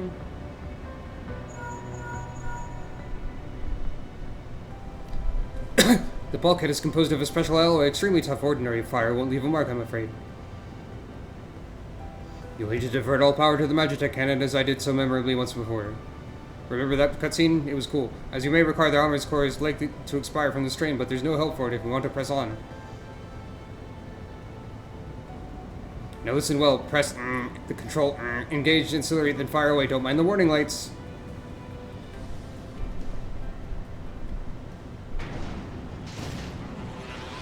Push the buttons.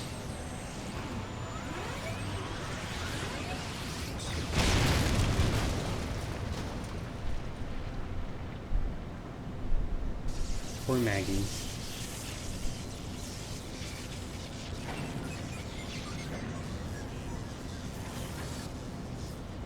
She'll be better later, it's fine.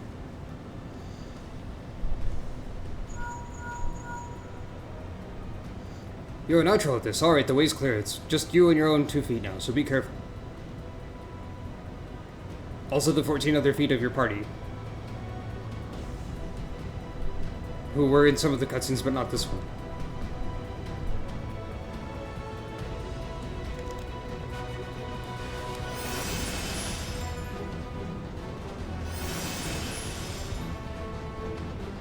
Oh hey, speaking of Nero. I forgot that Nero was a boss fight here.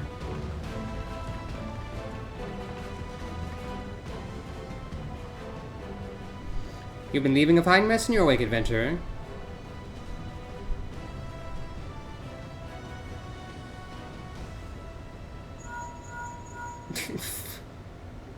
Is someone there?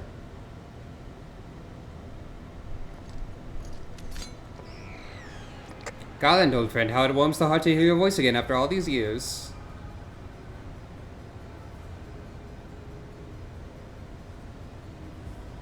Nero, is that you? You sound well. It would seem the Savage Land agrees with you. The highest ranking tribunus of the 14th, it was you all this time? Tell me, Garland, how long do you intend to keep all the glory for yourself? What? You lost me. Don't play the fool with me. Ever since the Academy, I've been condemned to live in your shadow. By all objective measure, I was the more talented of the two of us, yet that fact counted for naught beside your privileged birth. You were admired as the young prodigy simply because your father was the great Midas non-Garland. Okay, I could take a little bit. When you defected, I felt sure my star would finally rise.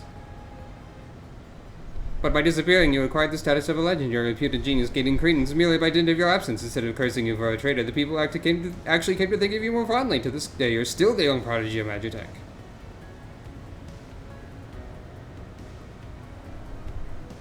I, meanwhile, have ever been made to feel second-rate. I have continued to serve our nation faithfully. Whenever I fail to excel, why, it's only to be expected, yet I exceed all reasonable expectations. People proclaim that I walk in the footsteps of the great Sid and Bloody Garland. Nero is jealous of Sid. They grew up together, and he was always second best. That's the summary. Nero, I don't know what to say.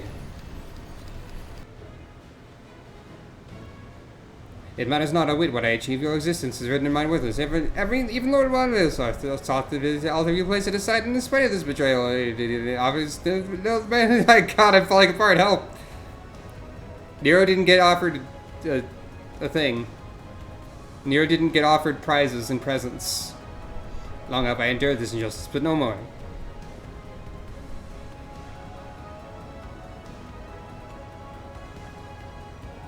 Lord Von Bessel is in the midst of activating the fully powered Ultima weapon. The text is still auto-advancing, yes. There's a little, like, rotating arrow icon in the corner. Nero, where are you?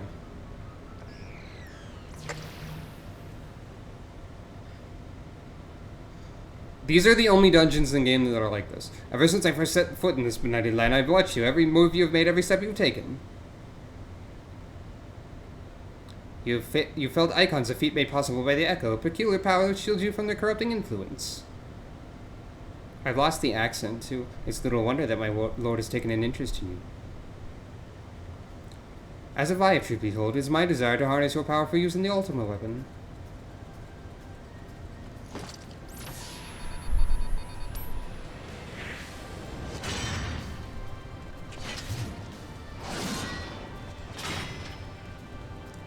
I'm a hammer main and monster hunter. Should I succeed, Lord Von Balesar will surely take notice. Besides the Scarland achievements, will be as child's play. Come, adventurer, and yield to me the secrets of your power.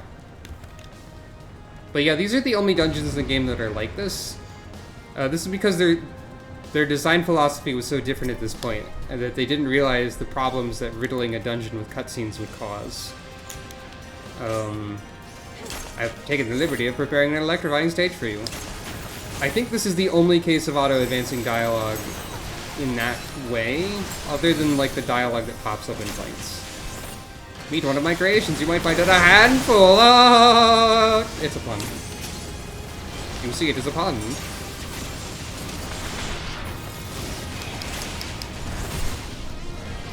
Oh no, the hand! Alright, I can do that. I'll lay down low, but first I must break you.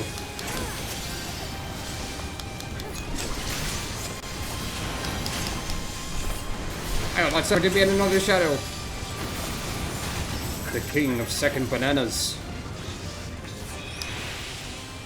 Remember when the fake Metal Gear Colonel said that about Luigi and Snake got mad?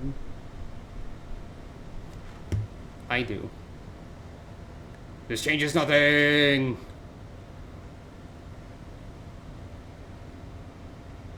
This idle pose for combat is still really silly to me. Just gonna hop up and down in place forever. Ah, the ultimate weapon is activated and improves with the power of icons. Nothing can withstand its might.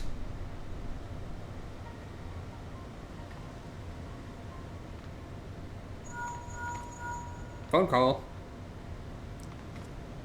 Are you alright? Your sleeve is very pixelated today. What if Nero fled? Damn it! In the instant prior to the blackout, the instruments detected a massive power surge from the deepest chamber. Gaius is certain to be there. We have no time to waste. Word arrived from the Alliance a short while ago. It seems the Order of the Twin Adder has completed its blockade of Castrum Sentry. What hands they can spare are hastening this way even as we can speak. And likewise for the Maelstrom, all that's left is to destroy the ultimate weapon. I should warn you, though the chamber which houses the target appears to be saturated with etheric energies, there's bound to be heavy interference. Even if we lose contact, you must go on. Just don't do anything I wouldn't do, okay? Alright? Rather? Nod.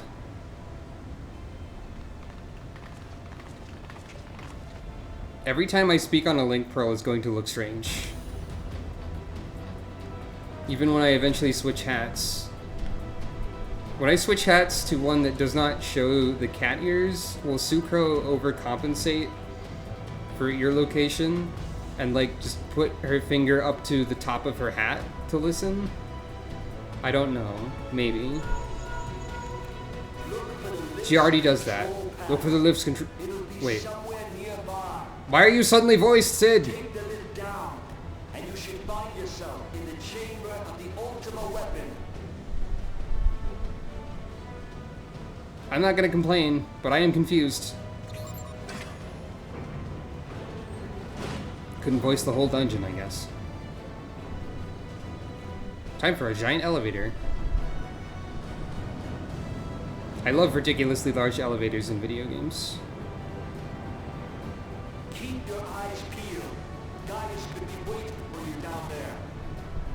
Oh, and don't even think about dying. You're too bloody useful.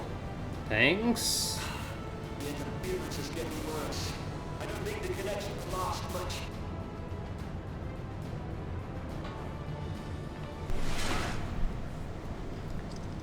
Rule of video game elevator. You must fight on it.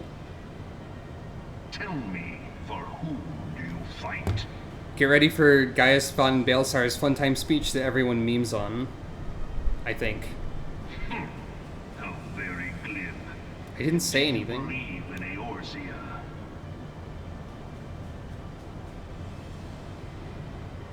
Glare. Eorzea's unity is forged of falsehoods. Its city-states are built on deceit. And its faith is an instrument of deception. Uh-huh. It is not but a cobweb of lies. To believe in Eorzea is to believe in nothing. Does Samus fight something on an elevator in Prime 2? The beast tribes I often forgot. summon gods to fight in their stead, though your comrades only rarely respond in kind.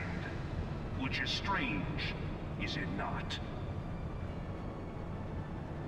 Are the 12 otherwise engaged? I was given to understand they were your protectors. If you truly believe them your guardians, why do you not repeat the trick that served you so well in Cartano and call them down? Because primals do bad shit to the ether, you idiot. You dumb, you fool, So long as you goober. lavish them with crystals and gorge them on ether. No, that's bad. Do we know how bad this is yet? Gods are no different from those of the beasts. Icons, everyone. I mean, that's also Except true. for this. Honestly, probably. And you will see how Eorzea's fate is bleeding the land dry.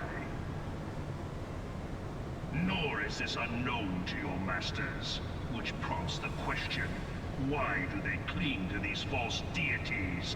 What drives even men of learning, even the great Louis Soir, to grovel at their feet?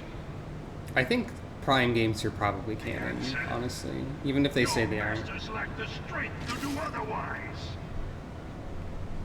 For the world of man to mean anything, man must own the world. I feel like there's some conflict of interest within this speech.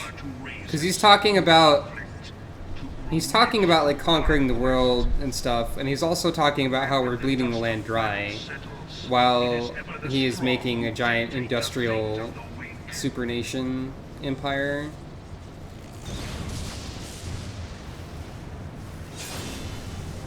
Knowing this, but a single path is open to the I'm gold now. that of false worship, a path which leads to innovation and death. I mean, maybe there's not that much like contradiction in his speech, but there feels like there might be a little bit. Can rightly steer the course of civilization, and in this land of creeping mendacity, that one truth will prove. This is a long elevator ride, isn't it? Come, champion of Eorzea, face me. Your defeat shall serve as proof of my readiness to rule. It is only right that I should take your realm. Some people are somehow getting through this cutscene faster. Stop me.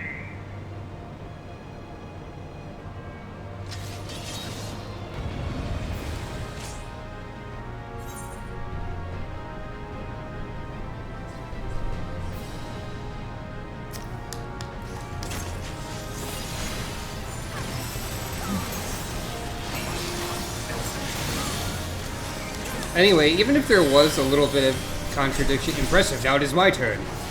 Even if there was a little bit of contradiction in his speech somewhere,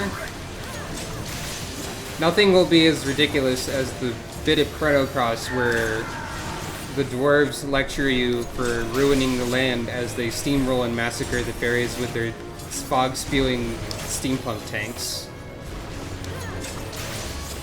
And you're supposed to, like, accept that they were correct and that you're wrong.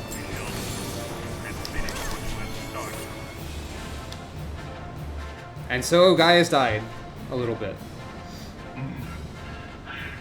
I had not thought to be so hard-pressed. Gaius, how many dollars did you spend on all of the pots of gold Most dye impressive. from the Mog Such Station? power befits a ruler. I mean, yeah, it does sound like real world politics as well. You lack the resolve to put it to proper use. A waste.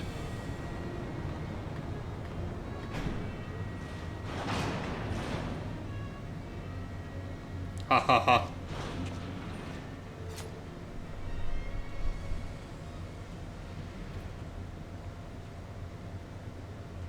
Tsukuro is making a lot of angry eyebrows during this dungeon, though. Like, even though she's hopping up and down in her dancer pose. That's a good question. It would appear that this freight elevator does, in fact... Well, it connects to... Well, we'll see in a minute, I guess.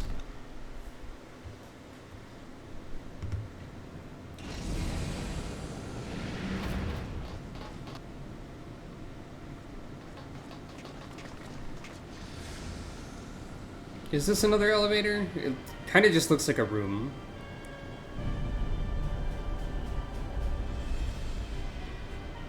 Uh-huh. Glaring.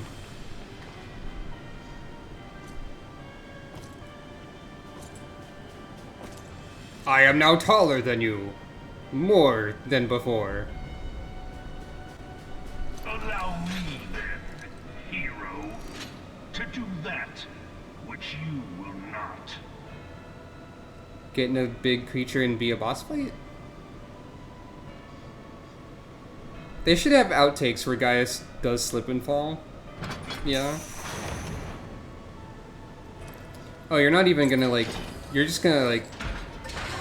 Okay, you are going in, like, a pilot seat kind of deal. Very casually. You're in no hurry to destroy the world, or whatever you're doing.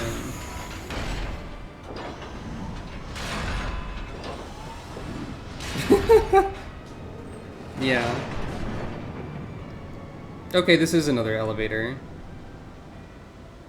But this is the drama elevator. To the true power of the Another outtake could be one where he doesn't do a mic check in the Ultima weapon beforehand and you just can't hear anything he's saying the whole time.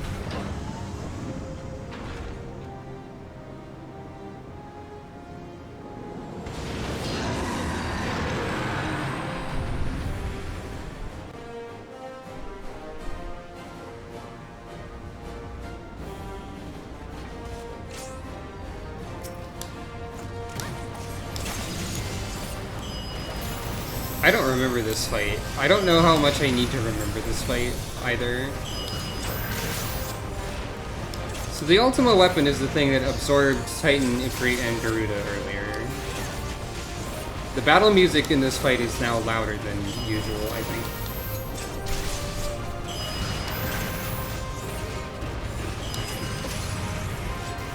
Oh wait, we're not even doing any damage. Hearken unto me, Crystal Bearer, thy foe is darkness clad in steel. If thou wouldst triumph, thou must look to the light, says Heidelin. I didn't even realize we weren't really doing anything effective for a while.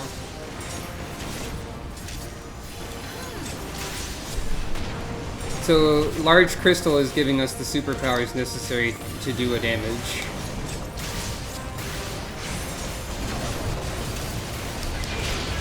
If thou wouldst triumph, thou must look to the light. Garuda's essence torn from the Ultima weapon.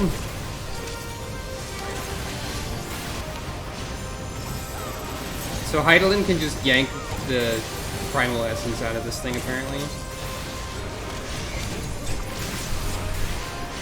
It's fine.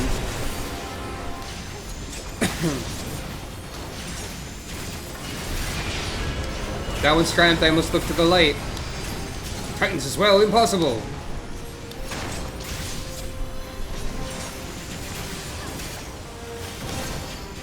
Heidelin is basically uninstalling Gaius' programs as a prank right now. Is what it boils down to, I think.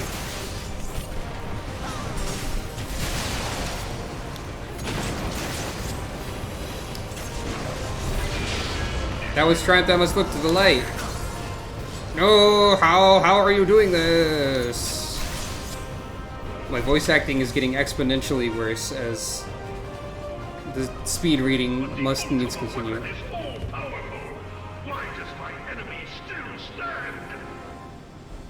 Plot armor, mostly. Can her strength truly be so great? It is the blessing of light that confounds you. Hi, La Habrea. The dancer idol pose is ridiculous, I think. Your foe acts under the protection of the crystal she bears. Give Thancred back. So, this is what empowers her. And also all of the other adventurers, somehow. Beyond mortal limits. If you Demigod are to Cat. prevail, the hammer of darkness must needs be brought to bear upon the shield of light. And so it shall, for the Ultima weapon is host to a power of which you are as yet ignorant. I secretly installed another program! The heart of Sabik. It is the weapon's core, an enigma whose surface... Oh yeah, don't they, like, forget about this plot point for a long time? To scratch. The Heart of Sabik. Like, they name drop that, and then I think they just don't do anything with it for years. Of what magic do you speak? A spell without parallel. Ultima. La Habrea has never played Final I Fantasy sought II. the life force of the primals for no other reason but to quicken the core. For the true power of the Ultima weapon lies within its now beating heart. La Habrea, what have you done? No more than was necessary for my god to be reborn.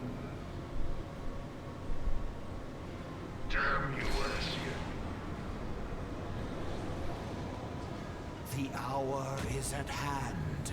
Behold but a sliver of my god's power.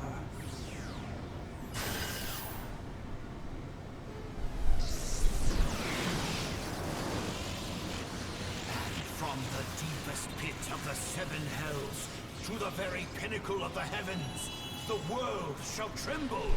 Unleash Ultima!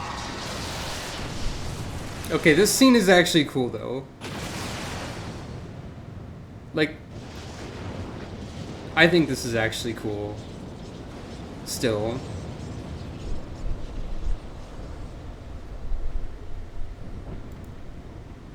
Double checking my computer fan speed.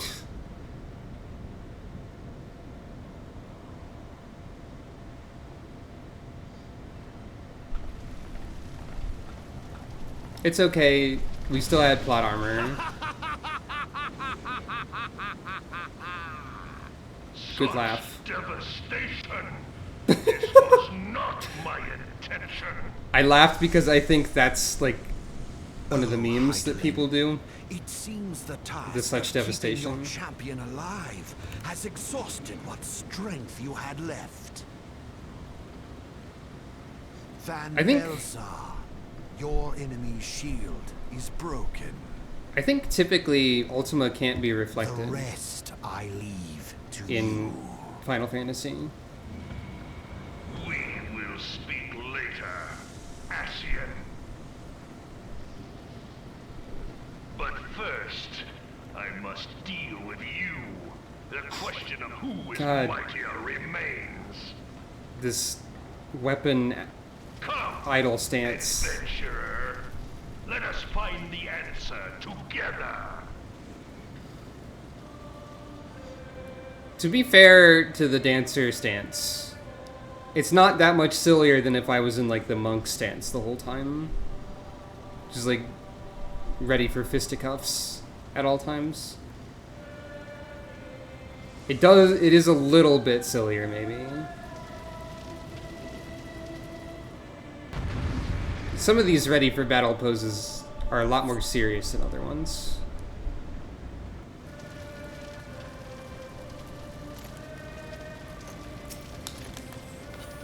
Phase 2.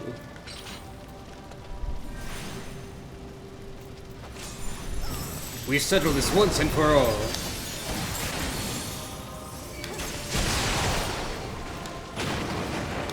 Ow. Laser.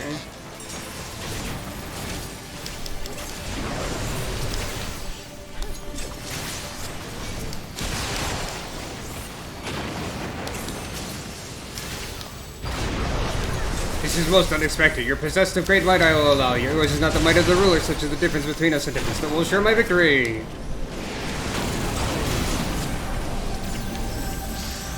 If you say so.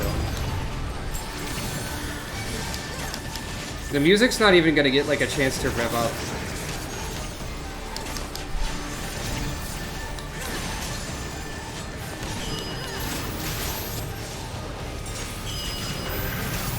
They did make an ultra difficult version of this fight later.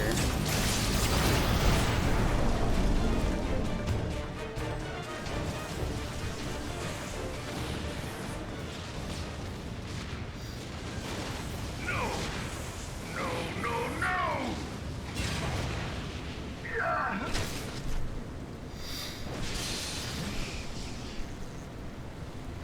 Oh, his gold paint went away. Heed me. The subjects of a weak ruler must needs look to a higher power for providence, and their dependence comes at a cost to the realm. The Yeah, but- misguided elevate the frail, and the frail lead the people astray. Unless a man of power wrests control, the cycle will never be broken. Your solution is a bad one. You Lily of agrees all with me. people must Corgi in the see background. truth in this. You who have the strength to rule. I'm just a cat. Dude. And then Gaius took a nap.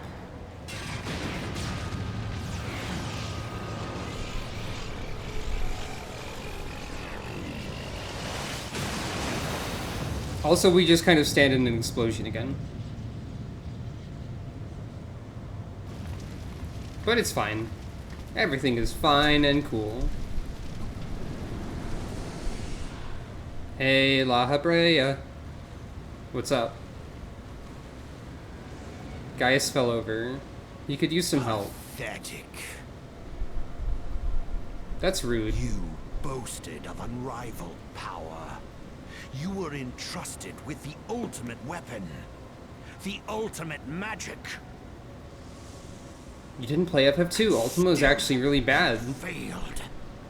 So much for the glory of man.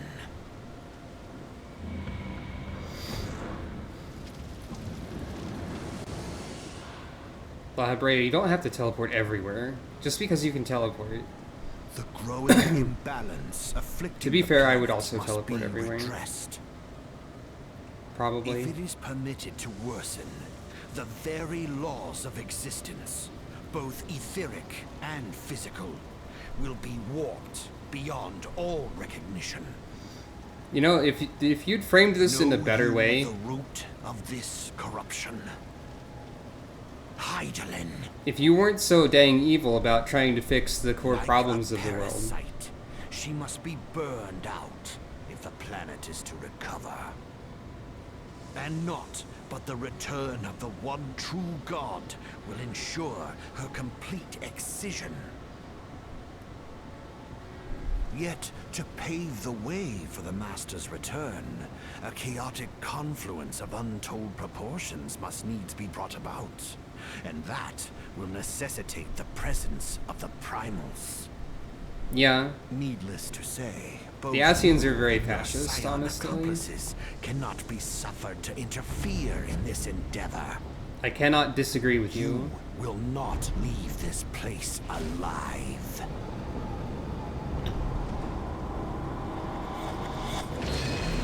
But I have to, though, because there's a lot more video game after this. It is past time your flame was extinguished, bringer of light.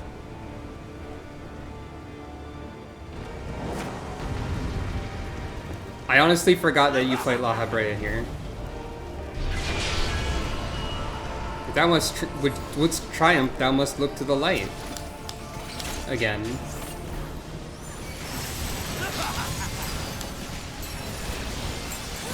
Ah ha ha ha ha ha! You are a strong warrior of light. Yet know that if I should perish, so too will this mortal within whose flesh I reside.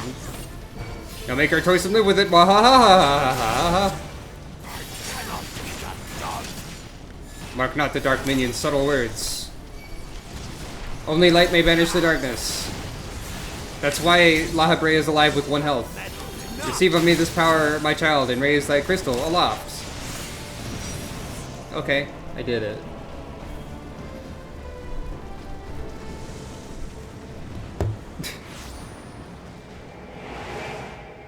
I'm a cat who's very shiny. You cannot survive.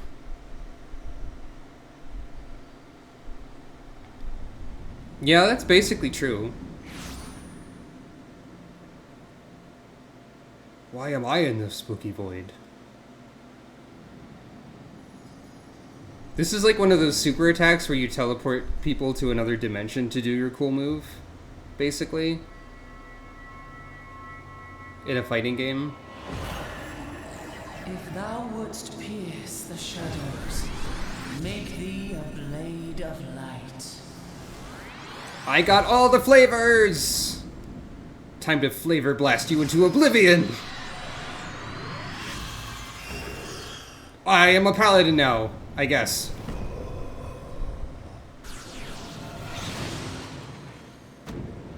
This is how you use the sword. I believe you see something like this in the opening cutscene, right? That's what this is about. Yeah, friendship is magic is also true of this. You get like a vision of this bit in the opening cutscene, sorta. What?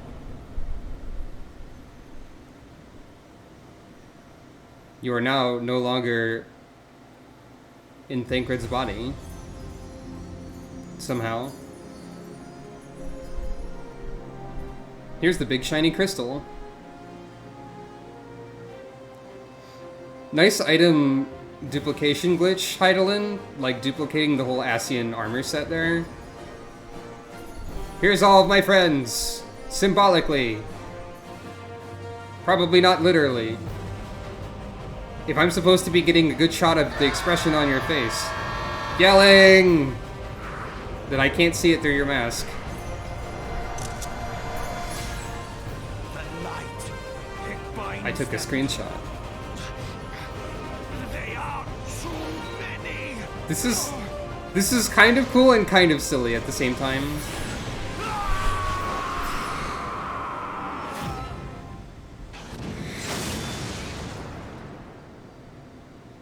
Destroyed. Sucro wins.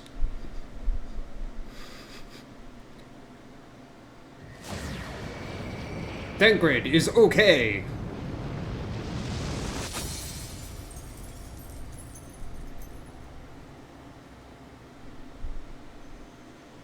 Body slamming an evil wizard's soul out of the astral plane is a really good description of what just happened. Da da da da da da da da da. A new recruit has arrived in the barracks. Go view enlistment papers right now. Can I touch the fire? I can't touch the fire. I wonder if I'll get any commendations. I assume you don't have to watch that cutscene every time? I got one commendable. Commendables are like Lunchables. End statement, no clarification. So what's with the Ring of Fire, by the way? Are we gonna like do anything about that?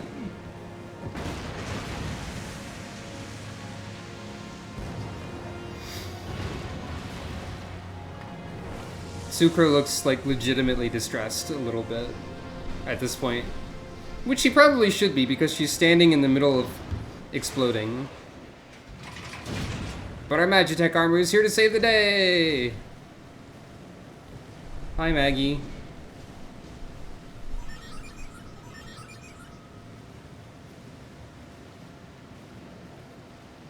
It'd be really funny if they just kept Maggie around as like a recurring cast member that developed over the course of the rest of the expansions.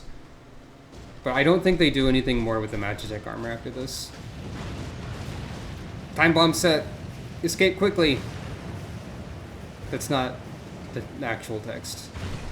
This is more like the ending of Star Fox 64. And so my conquest ends, Sid. This text doesn't auto-advance, so I can just let Gaia sit here forever while his house is exploding.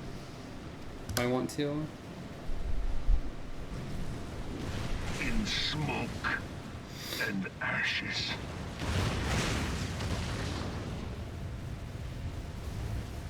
Trust your instincts. Father?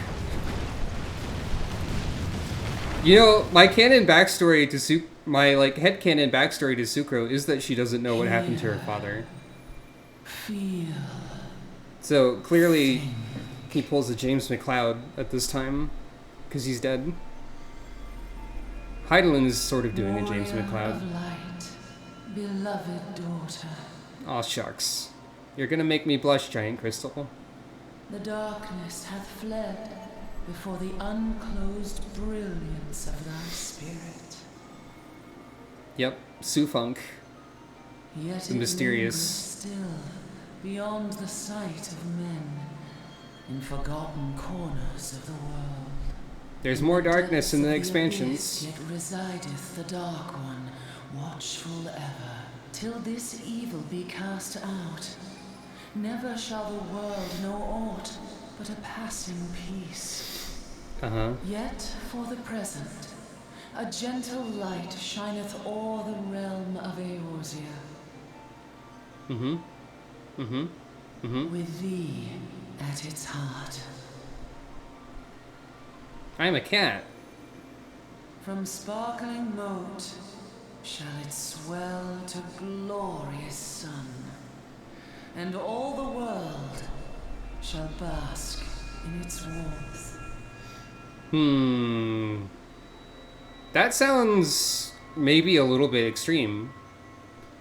This crystal's just like sliding out of frame. And joy be upon thee. Seeing this stuff again in the Go context forth, my child, and of be as a later beacon things of hope for is yours very life interesting. in the lands beyond through all the days of thy life. Continue to be a cat. Do not drink the Fantasia and turn into a Lalafell by accident. Don't do it, Sucro.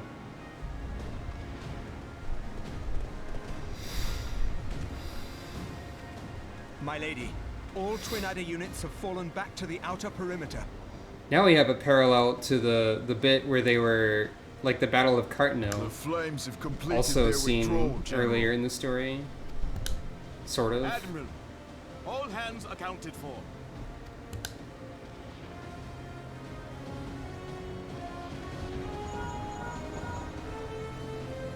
She's still in there. Sid, has there been no word? There's no reception down there. Nothing. Nothing at all. Damnation! She's going to make it, I know she is. Ida is right. We must have faith. Believe in the cat. Sid, can they not be evacuated aboard the Enterprise? That adventurer and the Scions are as the Warriors of Light reborn. We cannot abandon them to their fate. Not again. I wholeheartedly agree, but flying into the midst of that would only add to the fireworks. There must be something we can do. Please, Mother Heidelin. Please light her way through the darkness. Heidelin's already got this. Don't Look worry into about the it. light, my child. If thou would see thy companions return safe to thee, reach out to them now. Heidelin actually responding There. immediately? What?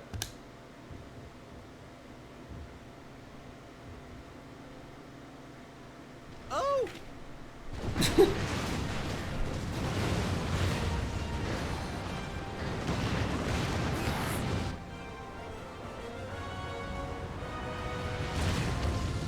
Hell yeah! That part's still fun. Our Warrior of Light. Yes! The hero returns! Look! Thancred is with her! Thank the 12.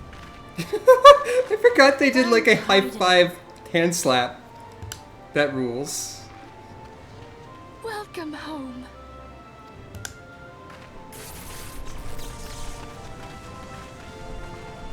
I should probably like stop sitting in this Magitech armor that's like sparking electricity all over the place, maybe? Probably not safe to sit there.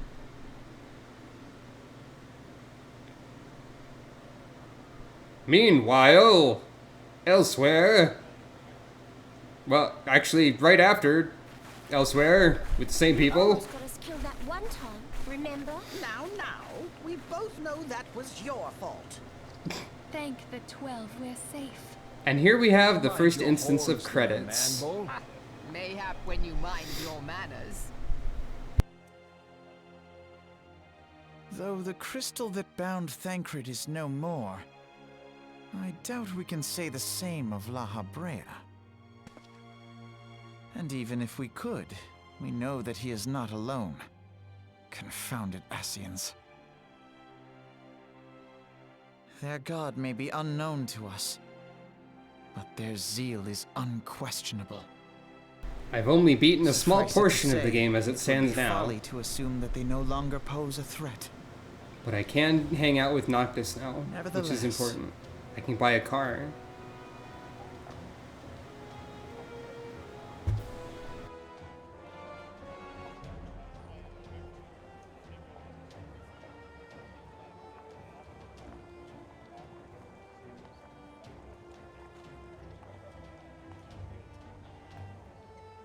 For now, we must savor what peace we have won, however ephemeral. Do you see, Grandfather? Our first step towards realizing the dream for which you gave your life.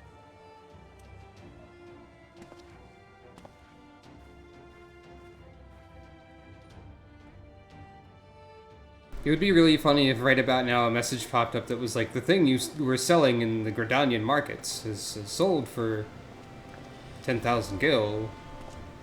I actually don't know if that can happen during these cutscenes or not. But it would be funny.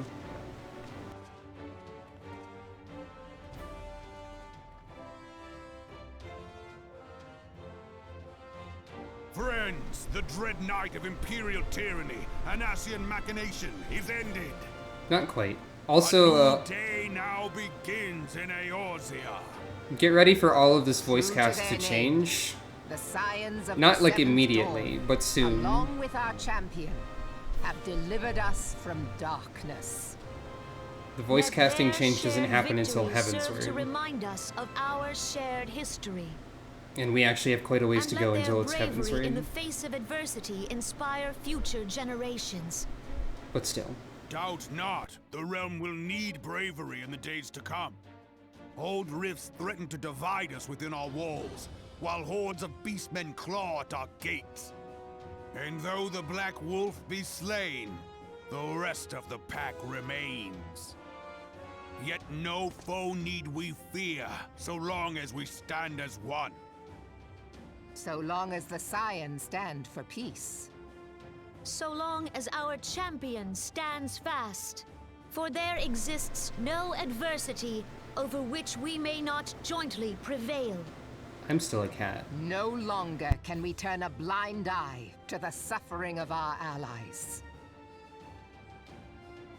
No nation stands alone. If one should fall, so shall we all. Eorzea is our shared home. For any one of us to know peace, so too must our neighbor. Just as we join in solidarity before you this day, so too shall our grand companies be joined henceforth to strive not only for the good of mere nations, but for the good of all the realm. Change will not come overnight. Yet I foresee a day, not so very far from now, when the lines that divide our lands fade, and all of Eorzea is one. It has been but 5 short years since the Battle of Cartano. 5 years since the advent of the 7th Umbral Era. No victory, however sweet, can wash away our bitter sorrows. No triumph can reclaim those we lost. Yet do not presume you honor them by dwelling on the past. It was not the past they fought for. You would repay their sacrifice by looking to the future. A future united, as the warriors of light united in the champion. Now is the time for us to rise as one, bearing all of Eorzea on our shoulders. 5 years ago, Eorzea bore witness to the end of the 6th Astral Era. Now, the 7th Umbral Era draws to a close, yet we come together not to glory in its end, but to mark a new beginning.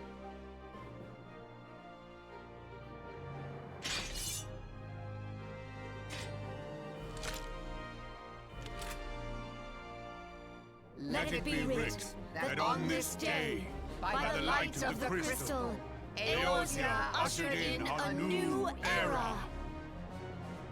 The 7th Astral Era is come, and thus is ours a realm reborn. Title drop! Woo! This whole scene is a little bit cheesy, but I am getting emotional regardless.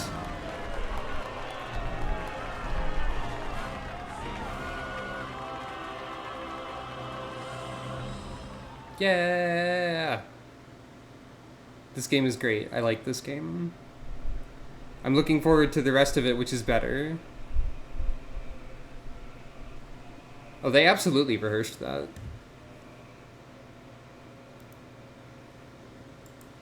So, that was 2.0, A Realm Reborn. After this part of the game, we get into the first series of between expansion patches. Forgive the drop in frame rate here. I'm going to look up the name of the patches. I got a whisper. I didn't even know you could get a whisper in this part. So, patch 2.1 would be next.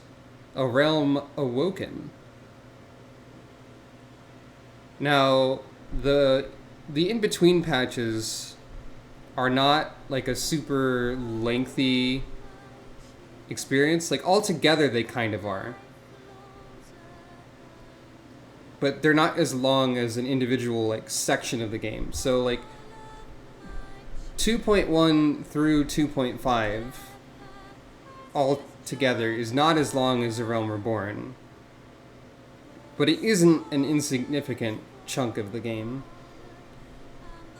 And each individual patch is pretty short, all things considered. So I'm still going to be labeling this portion of the game as A Realm Reborn, because it's basically like a post-game. But eventually we'll get to Heavensward 3.0. And that's when the game starts really picking up. Actually, I guess you could say like 2.5 is when the game goes apeshit. Not that the patches between Realm Reborn and Heavensward that aren't that one are bad or anything. Bahamut is optional, I believe. Like, in the backstory of the game, Bahamut is what destroyed 1.x, basically. That's the whole Battle of Cartno thing, Dalamud and Bahamut and whatnot. I believe you probably fight Bahamut again if you do the raid series, The Binding Coil of Bahamut, which I'm not going to be doing because it was the first raid series they ever designed, so it's wonky. It's weird. I've never done it before and I'm scared. If I got to max level, I could probably solo most of it and ignore the mechanics, but I don't know if it's honestly worth it. That said, we do have to do a raid series. The Crystal Tower is mandatory. Odin is here in the credits even though he was also optional.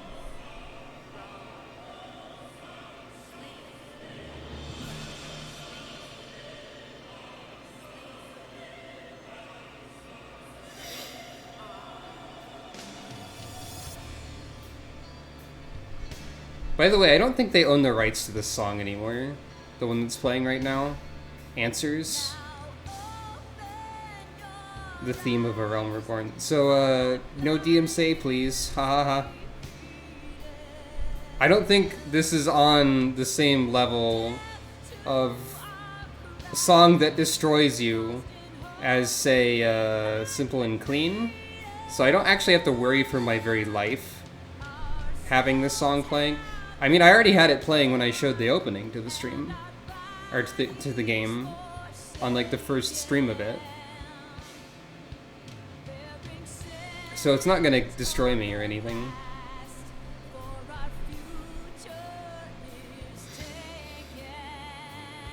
I don't think they own the rights to the Heavensward theme song either. Which is why,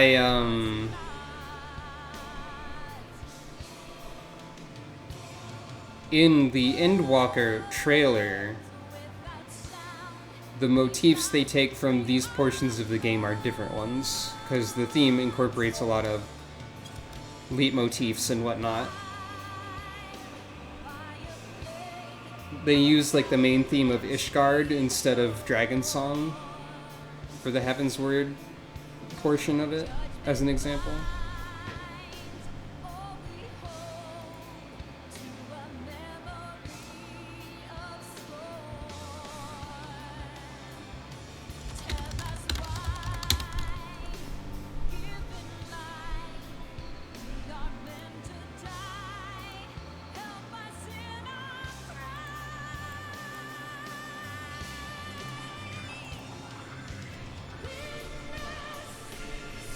Also, I said earlier Crystal Tower was mandatory. It didn't used to be. That was a change that happened in like 5.1, maybe? Maybe like 5.2? Because it's important to the story of Shadowbringers, so they want you to have done it. But on the release of 5.0, when Shadowbringers was new, it was possible to have not done the Crystal Tower. Thankfully, it's really easy to get through it these days, because like the stuff we just did, characters are so powerful now that you don't really have to think about it. You can just sort of steamroll through it, for the most part.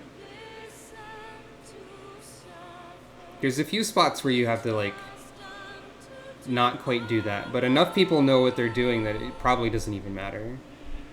Most important character, Tataru, is currently on screen. Hello, Tataru. Tataru is actually front and center in the Endwalker key art.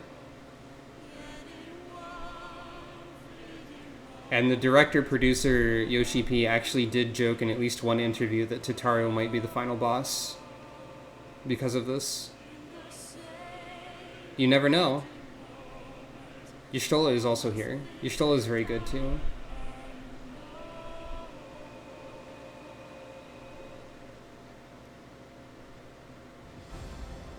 Tataru's soul. Yeah. Yeah. That's good. That's fun to think about. By the way, the credits of this game are pretty, many of them. And they will only become more many of them the more times we see the credits, I believe. Like, I think the Shadowbringers credits are like 15 minutes long or something. Probably. I'm just swaying back and forth in my seat now. I'm pretty sure I'm currently doing a Lalafell idle animation in real life without intending to.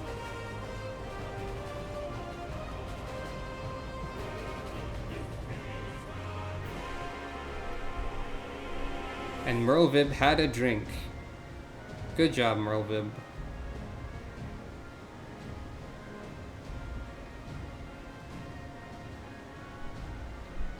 This is not going to be the end of the stream today either, for the record. Because there is... I don't know how much time the Noctis questline takes, but I don't have that many real days left before I can't do it anymore. And then after the Noctis questline, they're bringing back the Dragon Quest X collaboration?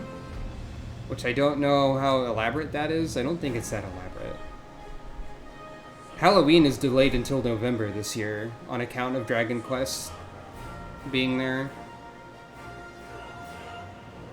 So I think the Halloween event is like after Endwalker releases.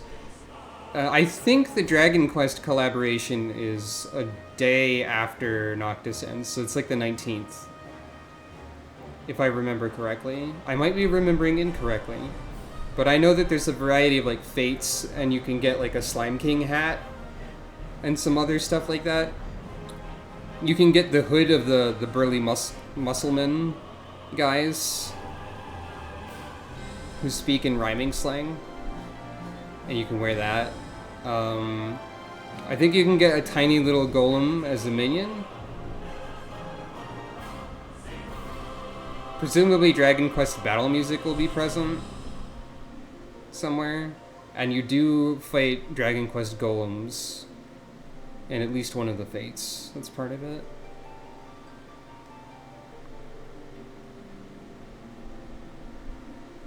Check out these weird penguins. I forget what they're called. It starts with an A and then like a P maybe, and it's got some K's and U's and L's in it. Check out this location that's not relevant to the story, I don't think. I don't actually know what I'm looking at right now.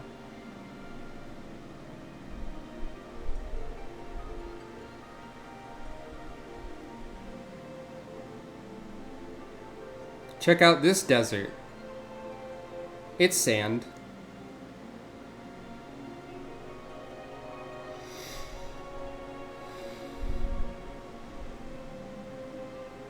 We've made it all the way to the finance and accounting division, which was 5 people apparently.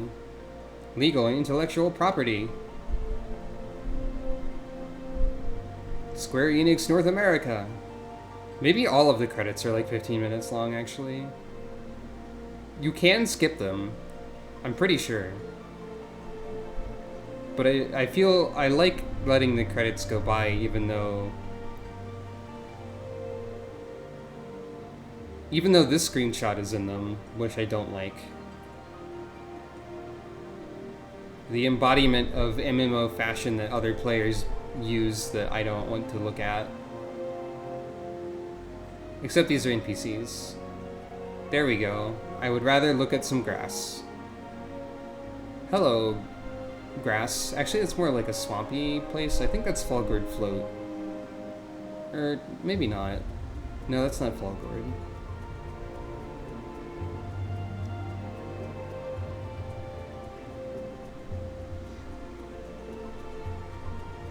Fraud Prevention Representative. There's Limsa from a distance.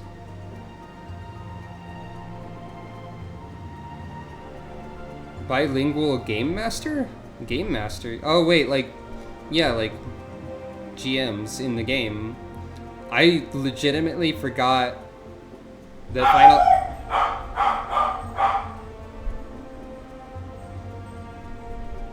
Corgi. I legitimately forgot that Final Fantasy XIV employed that sort of person, like the GM. I mean, all MMOs probably do, and all MMOs probably should. But I've never seen one in person, so I forgot they existed. They operate from the shadows, perhaps.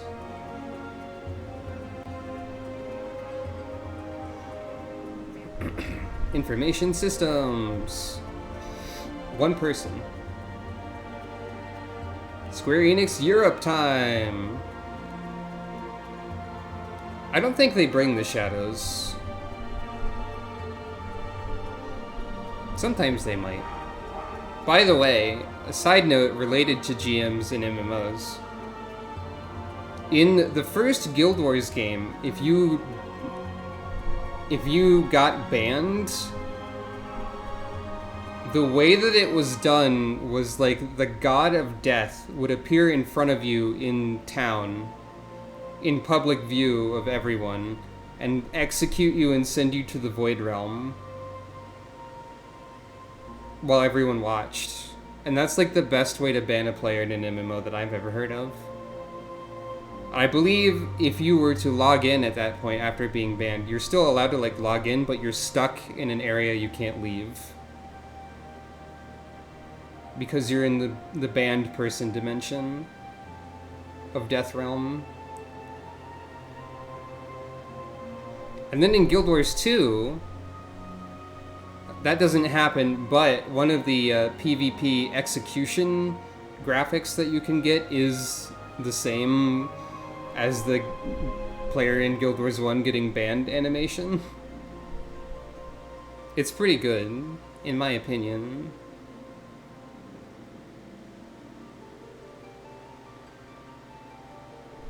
Here we learn about the main theme.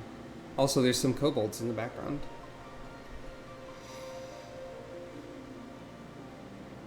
I don't remember what this is that I'm looking at.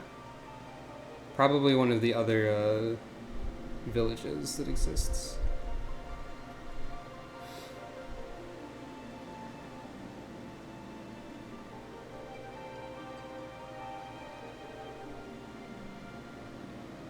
Yeah, pretty much.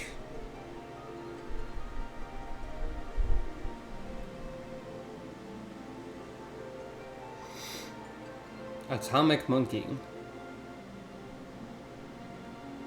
I'm Enterprise. Voice actor management companies and/or individuals have interesting names, it would seem. Motion actors.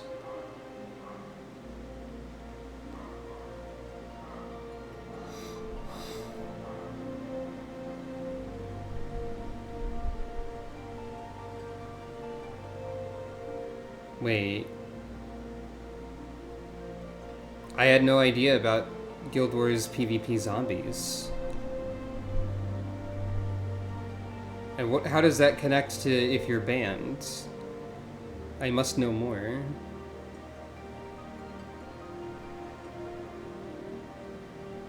Fuzz Incorporated.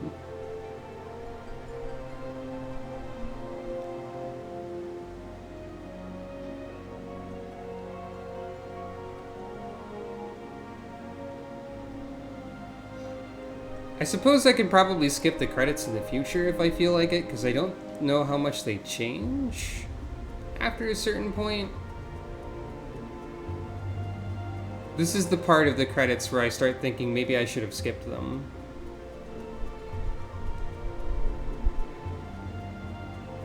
Oh. So like the zombie of banned players still like can actually attack people where other zombies can't? That's wild.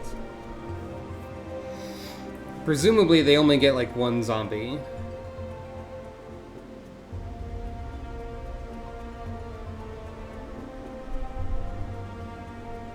Hey, it's the whole team. Taru made food for everyone that's difficult to see through the credits, but it looks very fancy.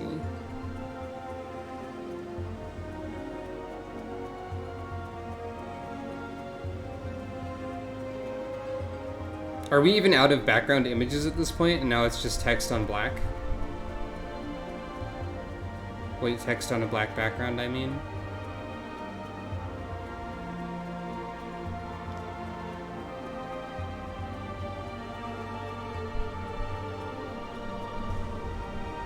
Seems that way.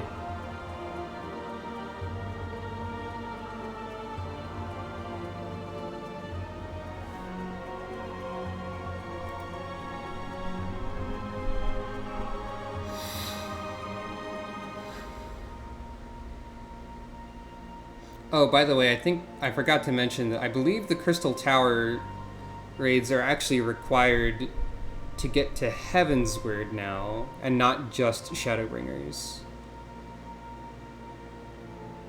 So I will have to do those sooner rather than later, I believe.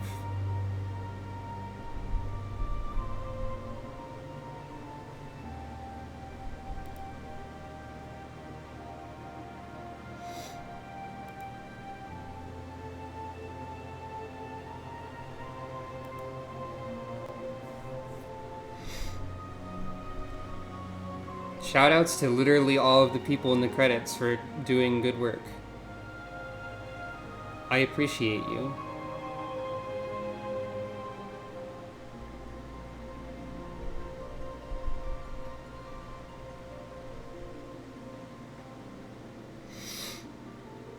I think we might be approaching the end because it's the part with the logos for like the Havoc engine.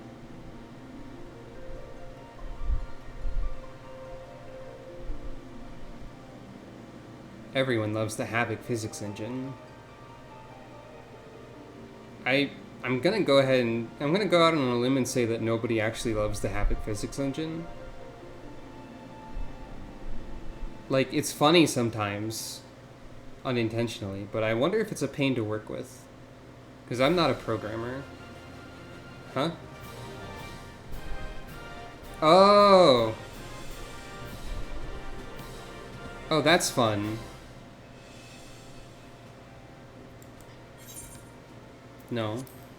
Meteor survivors. This is all of the players who presumably all of the character names, actually, who, who lived through 1.0. There's a lot of them. Unfortunately, I do not have a character from 1.0. But there is someone in here named Daikon Cat Lego,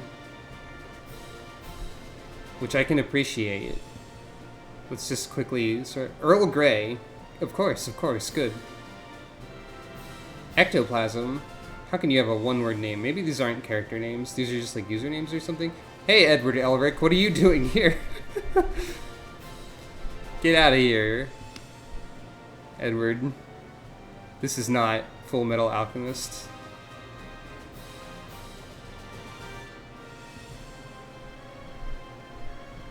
I'm just looking for funny character or person names in here. Game Bar B. Love to name myself after the Game Bar. Question mark. One of those was like a website.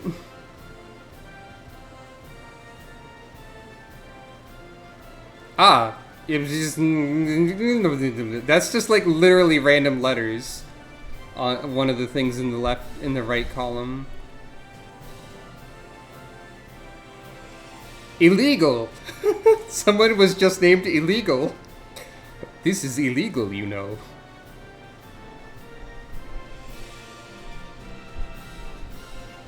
So many Jack.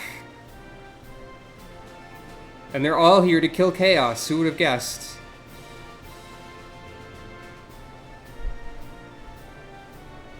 Jam Uncle. Ugh.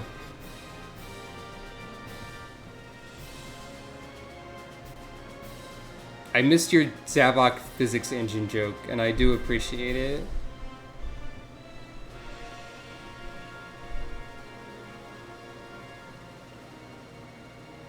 I bet maybe they asked people how they wanted to be credited or something. Now, I believe if I were in these credits somewhere, which I won't be, I think the last character I used did start with M.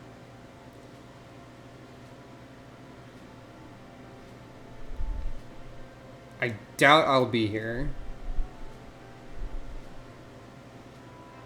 Because I don't think she's alive. I mean, she's definitely not now, and I don't think she was then. You probably had to go through a special procedure to preserve your character. Malice Franbois, the Sleeping Mikote, is one of the, Manchap Dragonian is also a person in here.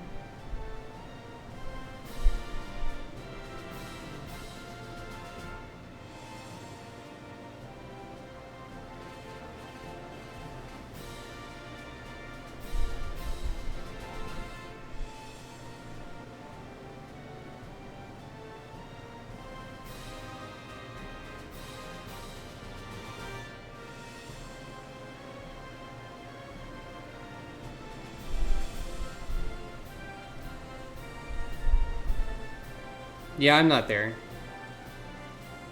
Not that I thought I would be.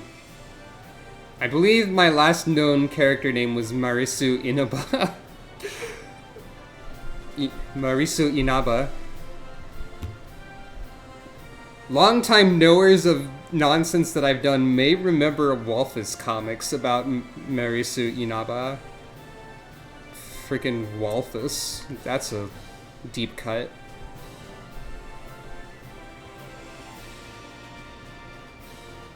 This is really cool to see, though, honestly, just all of these people. I wish I kind of stuck with 1.0 longer and carried over something. That would have been cool. Old Gateway. I wonder if that was the computer they were playing on. Oh yeah, I did the stairs thing with Walfus. You're right. Panini Sandwich! Panic Jam! I hope that the Panic Jam is an ingredient on the panini sandwich. Patrish, I'm sleepy. Some of these names are great. Patrick Kneebreaker Cuddlekins Dutton.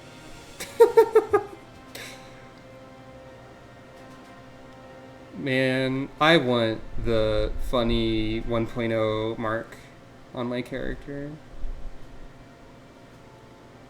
I did play the game, but barely back then.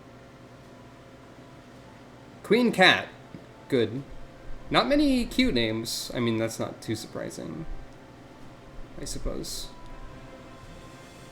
Rad Star. Radish Spirit. Rage Malachi. Raincoat. Just Raincoat. Ramen-san. Ramen now!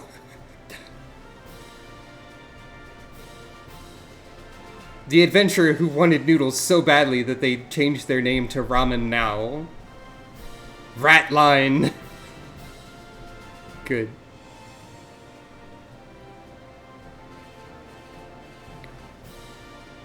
I always talk about how I love to see player names, and really this is just like... So you love to see player names, do you?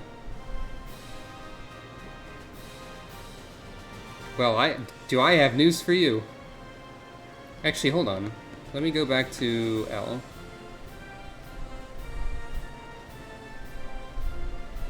Laharl is in here.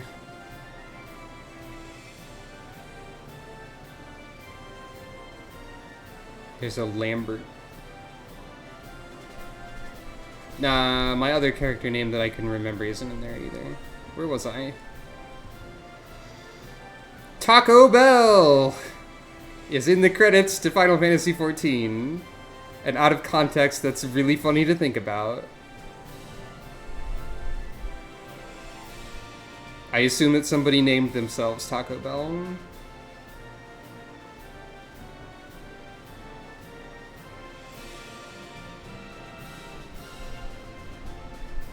Unamused, deceived. Universal Heir. Universe Neo, unknown stranger.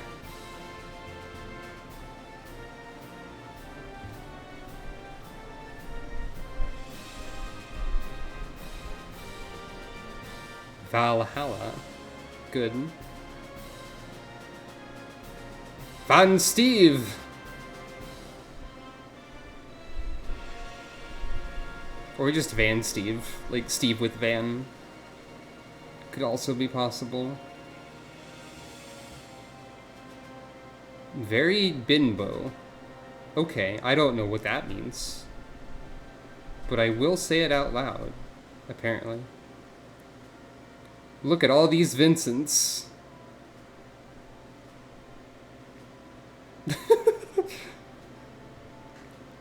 I choose to believe what you say without thinking about it.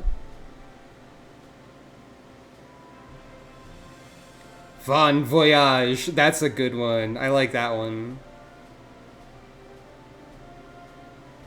Waddle Dee. Waddle Dee is here. Good job, Waddle Dee. You didn't make it into Smash Bros, but you're in Final Fantasy XIV's credits. Worf 1. The first of Worf. Weather Report! Someone is named Weather Report. Incredible. Whisker McCatcat. That's the best one. We found it.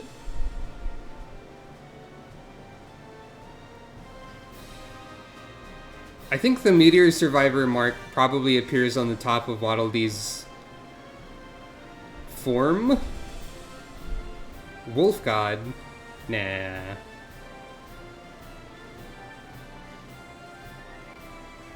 So it's kind of like a head tattoo or like a little hat kind of deal, or it's a little badge on their like on the front of them, like a little ribbon prize that they won. That's probably where it is. Wait, Weather Report is a JoJo character? Of course Weather Report's a JoJo character. What am I saying? That's funny though. I also just love hearing this music, honestly.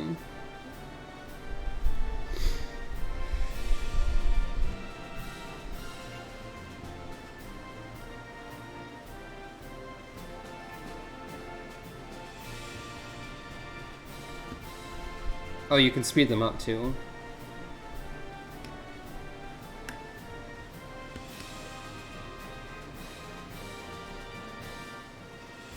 I should have paid attention to the W's to see if anyone was Waluigi. Special thanks are also here. The credits are still going. I'm sorry, special thanks section. Mr. Housing, Mr. Headshot. Yoshida was there at the very end. Yoshi P is like one of the best video game director people. Up there with Sakurai. Hey, what's this? No, I don't want to skip cutscene. I just want to close the chat window that's open. But I don't know how to do that.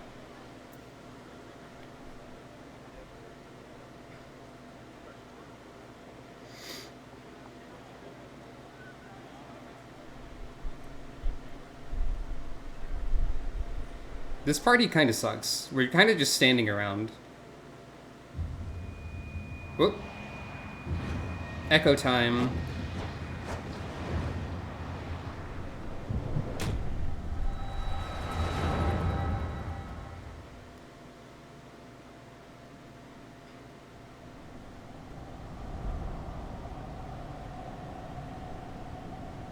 What if there was also evil crystal of purple? And evil red glow. Presumably that's Zodiark. Did we actually know that name yet? Is that a spoiler? Did I just slip a spoiler? I forgot. I think they've said Zodiark at some point. What is it? I saw a weird crystal that was bad. No, not that Zodi. That roar. It can't be. Did you hear that?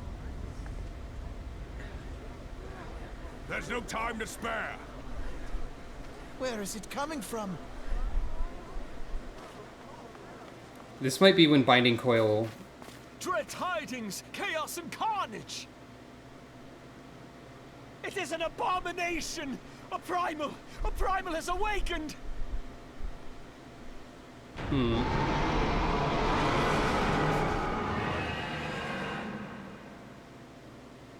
Yeah, I think this is Binding Coil. This might be Bahamut.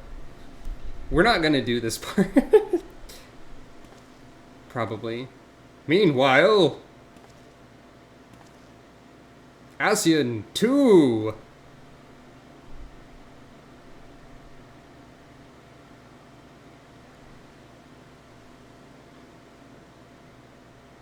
There's another one!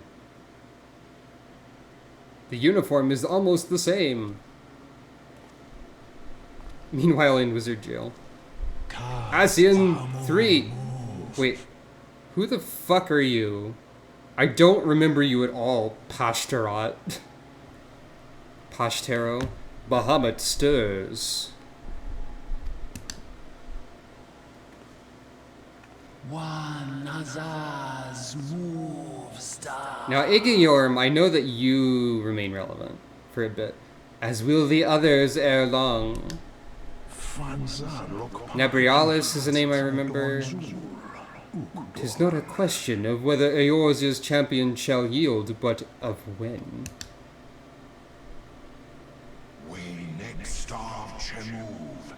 And with each passing moment, we draw closer to the reckoning. La Brea is not dead, I guess.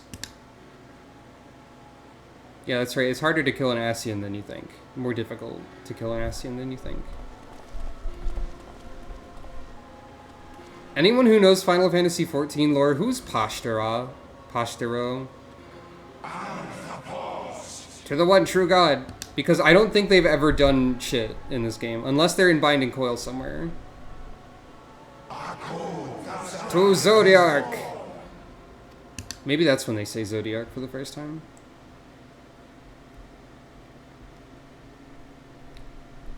Like, I can... And thus did dawn break on a realm reborn. They always do this really cool thing. But where there is light, there is always shadow. I'm not gonna do Binding Coil, sorry. Who the fuck is Pashtaro? And here we are in the Waking Sands. Everyone clap for the cat!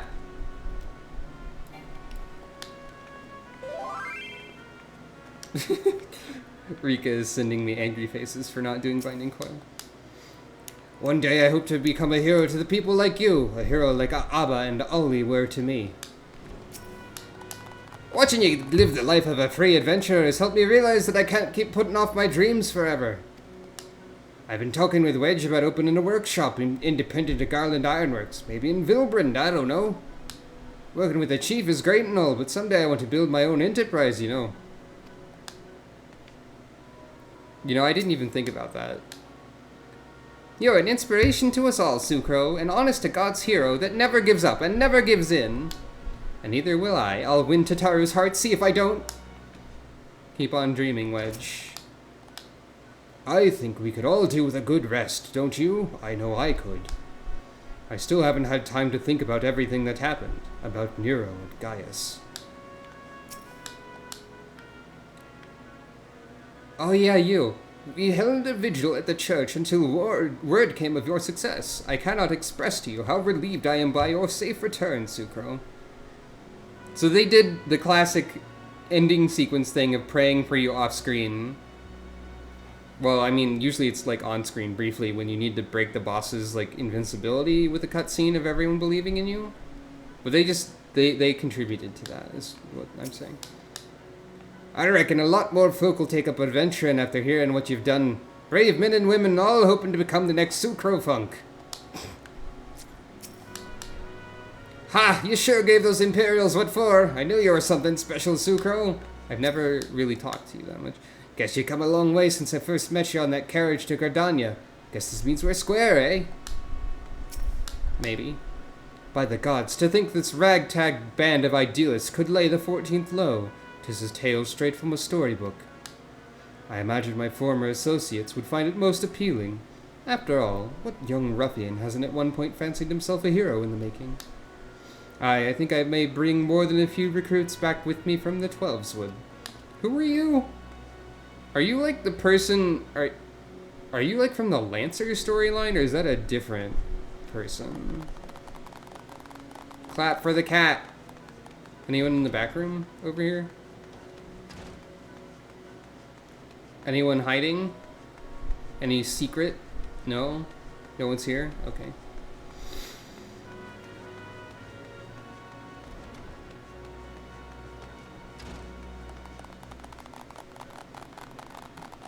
You know, his name does kind of sound like that. So I can just make them clap for me forever.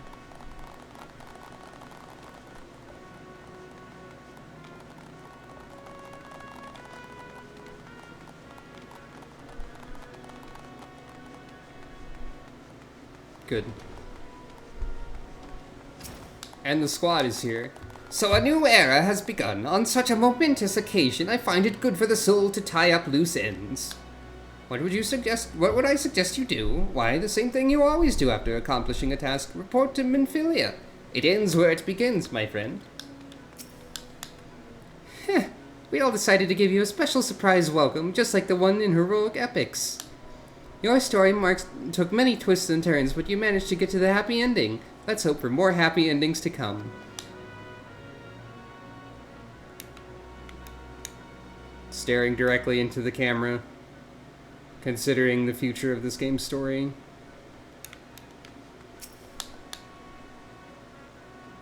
I really have been the cause of tremendous consternation, and for that I deeply apologize. But you haven't time to waste chatting with me. Minfilia's expecting you. Welcome back, Warrior of Light. We, all of us, prayed for your safe return. The 7th astral era has dawned, setting in motion a myriad of new beginnings. I suspect our paths will diverge for a time. Have you said your farewells to the Scions? The land of my master sheltered from oblivion hath been delivered unto a new beginning by the hand of the Warrior of Light. Thus doth history mark the passing of an era. The dawn doth brighten the sky, and shineth o'er this nascent age of hope. And though the clouds gather to mute the sun's rising glory, I would walk far with thee under its gentle glow. Thanks? Yeah, thanks. Rayanger is just like this. Alphino's here too. Where men go as one, there is life, and where there is life, there is cause to hope. The light of hope shines brilliantly within you, Sucro. I only wish my grandfather were here to see it. What's up? Midphilia. Excuse me. Sometimes I'm dying.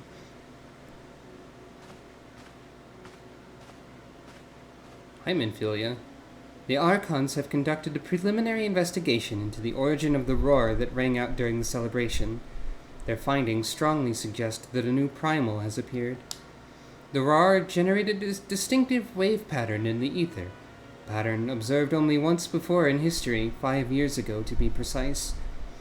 I should like to think it mere coincidence, yet we cannot discount that possibility.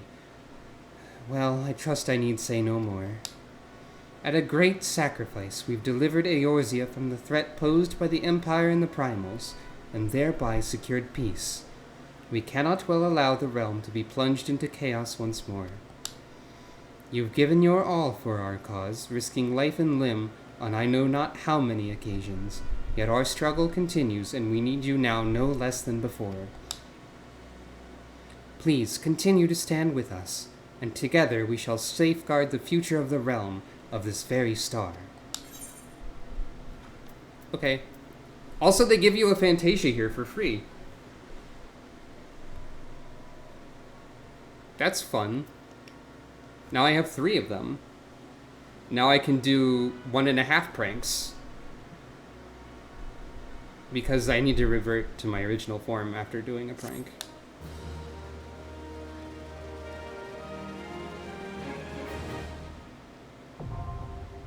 Flying unlocked! You can now fly while mounted in Lenosha, Thanalan, the Black Shroud, Kurthus Central Highlands, and Mordona. This is something I've never done, because they added flying to these areas after I stopped playing. So that's exciting. And then once we get to Heavensward, we'll immediately not be able to fly anymore. We also got mount speed in the housing districts.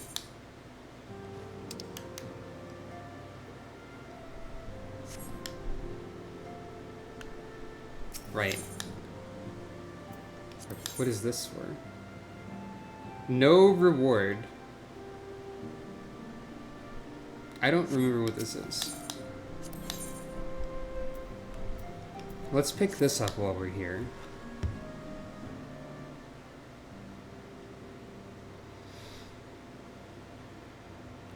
Sucro, it pleases me to see you well.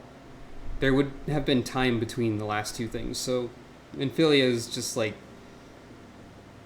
Technically, I should have been doing other things for a while, canonically, at this point. Tataru is here! Crowd cheering. Do excuse me for interrupting, Sucro. My lady, the gentleman from Ashkana Exports, has just left. I understand now why you didn't want to receive him. You did well, Tataru. Please inform the guards that we will not be receiving any further guests this afternoon. Thank you, my lady.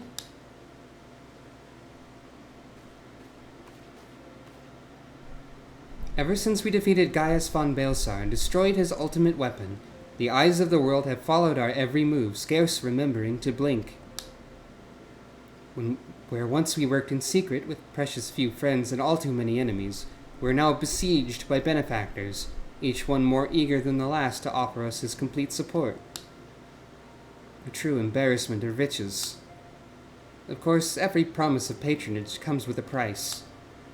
Some make their intentions known from the start, while others endeavor to engage us more subtly. Dress it how they will, the message is ever the same. We shall help you, but only if you help us. The gentleman Tataru spoke of was more brazen than most. In exchange for certain supplies, he would have us resolve a business dispute. Naturally, I refused him, as I have every other merchant of his ilk. Alas, the Syndicate's overtures are not so easily rejected. When we formed the Scions of the Seventh Dawn, it was with the goal of serving Eorzea, not the interests of individual Eorzeans. Our neutrality is fundamental to our cause. In my heart, I know this to be true, and yet if accepting these offers of patronage could empower us to do greater good, might they not warrant greater consideration? Our Baldessian colleagues have been generous beyond measure, but we cannot expect them to... Forgive me, I did not mean to burden you so. Shake head. Yet my urge to share this dilemma may not be wholly misguided. Might I impose upon you to consult the others? They're like to have their own opinions on this matter.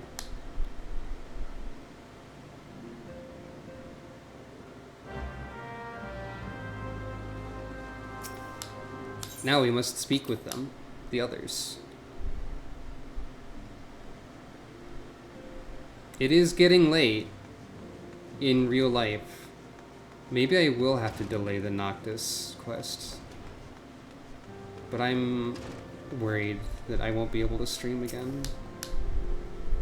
Recall you are meeting with the Admiral shortly after the Laminsons set word of the summoning of Titan. And mayhap you also recall my words to our host. I said unto Merlvib that her people had broken their treaty with the kobolds, and that the beastmen had justly responded, that we had been called to intervene in a conflict which she herself had invited. I spoke, in short, the truth. And wherefore did I speak it? Because owing no allegiance to Limsa, I felt no compulsion to allow the Lominsons to distort the facts, to fit a narrative which justified their actions and absolved them of guilt. Upon this subject, Minfilia can expect a similar reply. Our many dalliances with the city-states have already weakened our claim to neutrality, but the path she contemplates would see us relinquish it entirely. Fortune begets power, and power fortune. That we, and especially you, have power is beyond doubt. The question is what to do with it. You may be interested to know that there is a growing belief amongst the refugees that Alamigo could be liberated, if only the Scions would commit their strength to the cause. Yet theirs is but one of many causes. We stand at a crossroads, Sucro. Each path is paved with good intentions, but where they lead is far from clear. I've been receiving a lot of gifts lately, but Papanemo keeps making me send them back. It wouldn't be so bad, but some of them are really nice. I mean, very nearly abandon your principles nice, you know? Oh, Ida. None can deny that we'd benefit from more support, but if it comes at the cost of our principles... Neutrality was ever a delicate matter. I've lost count of the times I've had to explain to people that our allegiances need not necessarily lie in the same place as our headquarters. Mind you, if we are to sell our services for Gil, we might as well declare our fealty to Uldar now and have done with it. I'm quite sure Ida would enjoy the bribes.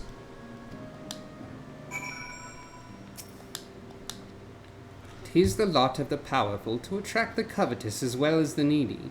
Thus doth prudence dictate that those with power must proffer aid with one hand, whilst the other resteth ever on their hilt. Alas, we have not the luxury of time to decipher our petitioners' machinations, nay, not while the beast tribes do labor unseen, defiant in defeat, to raise up their fallen primals once more. Doubt not that they shall return, stronger and bolder both, nor that we shall be the ones to meet them. This sacred charge shall ever be ours. 'Tis but a pity we are so few and our fortune so finite." So I think what Urianger is trying to say was, like, we should do good stuff, but there's, like, not that many of us. And I agree with you. What does Alphino think? This situation is not wholly unexpected. I too have given much thought to our organization's future, though it would seem I have reached a different conclusion. Mayhap it's time I made my feelings known to the antecedent. Come along, Sucro. Nod.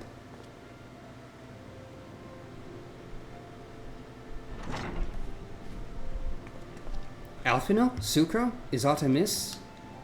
You desired counsel, and so you shall have it. Minfilia, the scions of the Seventh Dawn, must leave Uldar. We must do what? So long as we remain within Ul'dan territory, we will never be free to act with impunity. Moving our headquarters to Vesper Bay only delayed the inevitable. We have demonstrated our capabilities, and the Syndicate has taken note. They will not suffer our organization to remain independent now. We are far too dangerous for that. The Syndicate is like Ul'dan capitalist squad that sucks, by the way. Surely you realize they are the reason Vesper Bay still lacks an aetheryte. They know full well how beneficial one would be to our cause. Which is why it and other favors will be denied unless we cooperate. If Ul'dah is no longer suitable, where would you have us go? Experience has taught us that the appearance of neutrality is as important as the reality. Accordingly, we must keep each of the great nations at arm's length, and plant our banner in a place which all agree to be beyond their borders. Mordona. Revenant's Toll, to be precise. It lies within neutral territory and offers all the essential facilities we require. By way of an additional benefit, it's also frequented by a veritable legion of adventurers who may serve to supplement our ranks. I am, of course, conscious of the fact that we've developed a certain bond with Ul'dah and her people over the years. But I truly believe this to be the best course of action. As you yourself observed, we have invaluable ties to the local community, forged through years of concerted effort.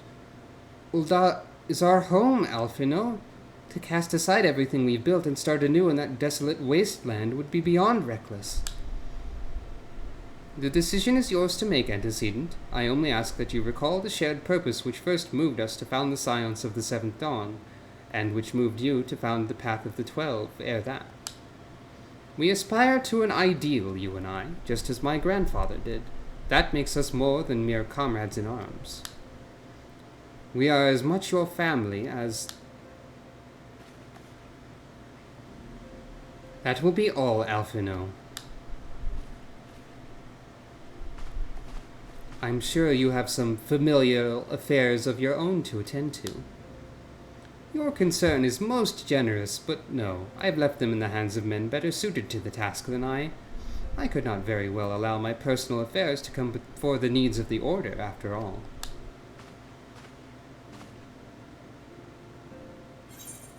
Exit smugly.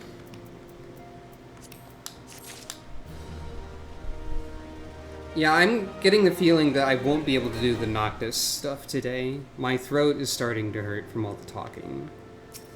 So once we get out of the Waking Sands, we'll do something. Leave Ul'dah? Has it truly come to this? Yeah. Oh, Sucro, pray attend to Alphino. He's engaged in some business or other and requires your assistance. Pray be on your way. Alphino awaits you, and I have much to think about. And tell him he shall have my answer in due time.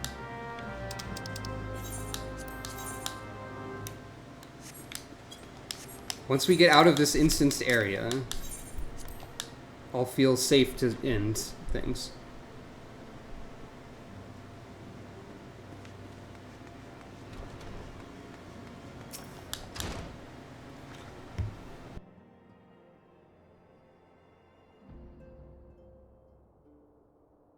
Confound it, she knows what must be done, but still she hesitates. All because of these fanciful rumors. I should explain. Minfilia's mother, well, adoptive mother, was among the great many who perished during the calamity. I don't remember how to pronounce the F. Philamine? Philamine was her name, though you may know her better as the songstress of Ul'dah. She was a performer of singular talent and much beloved by the people of Eorzea, not to mention a certain Charlian minstrel. As you may imagine, the news of her passing was greeted with shock and disbelief by adoring followers, many of whom refused to acknowledge what had happened. That her body was never found only served to encourage speculation.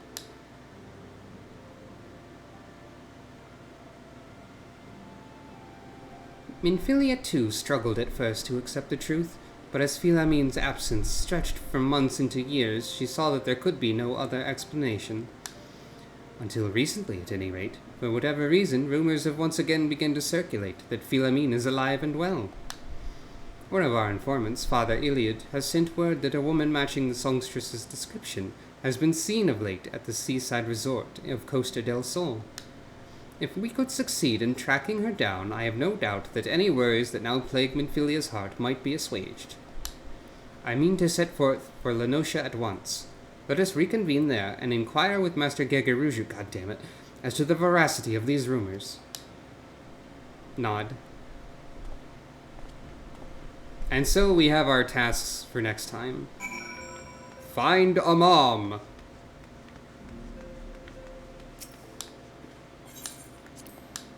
And unfortunately we have to talk to Gegeruju again to do it. But, yeah, that was the ending of 2.0 today. We made it. That just means that I have to stream at least one more time before next Monday. So I've got like a couple days in order to be able to buy a car for Sucro.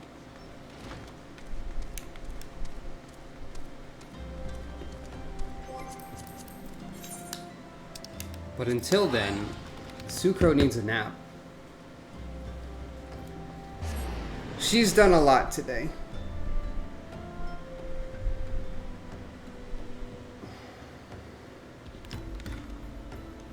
Good job, Sucro. Good job, Self, honestly. I did good.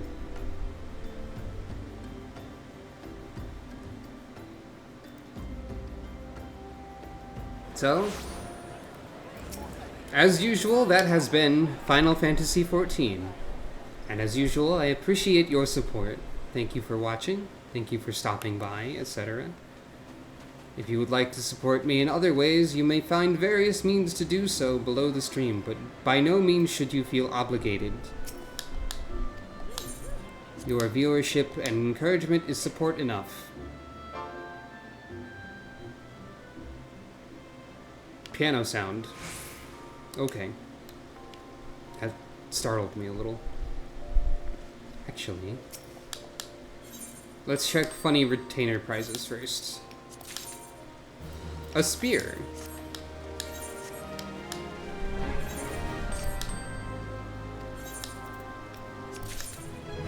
A ring.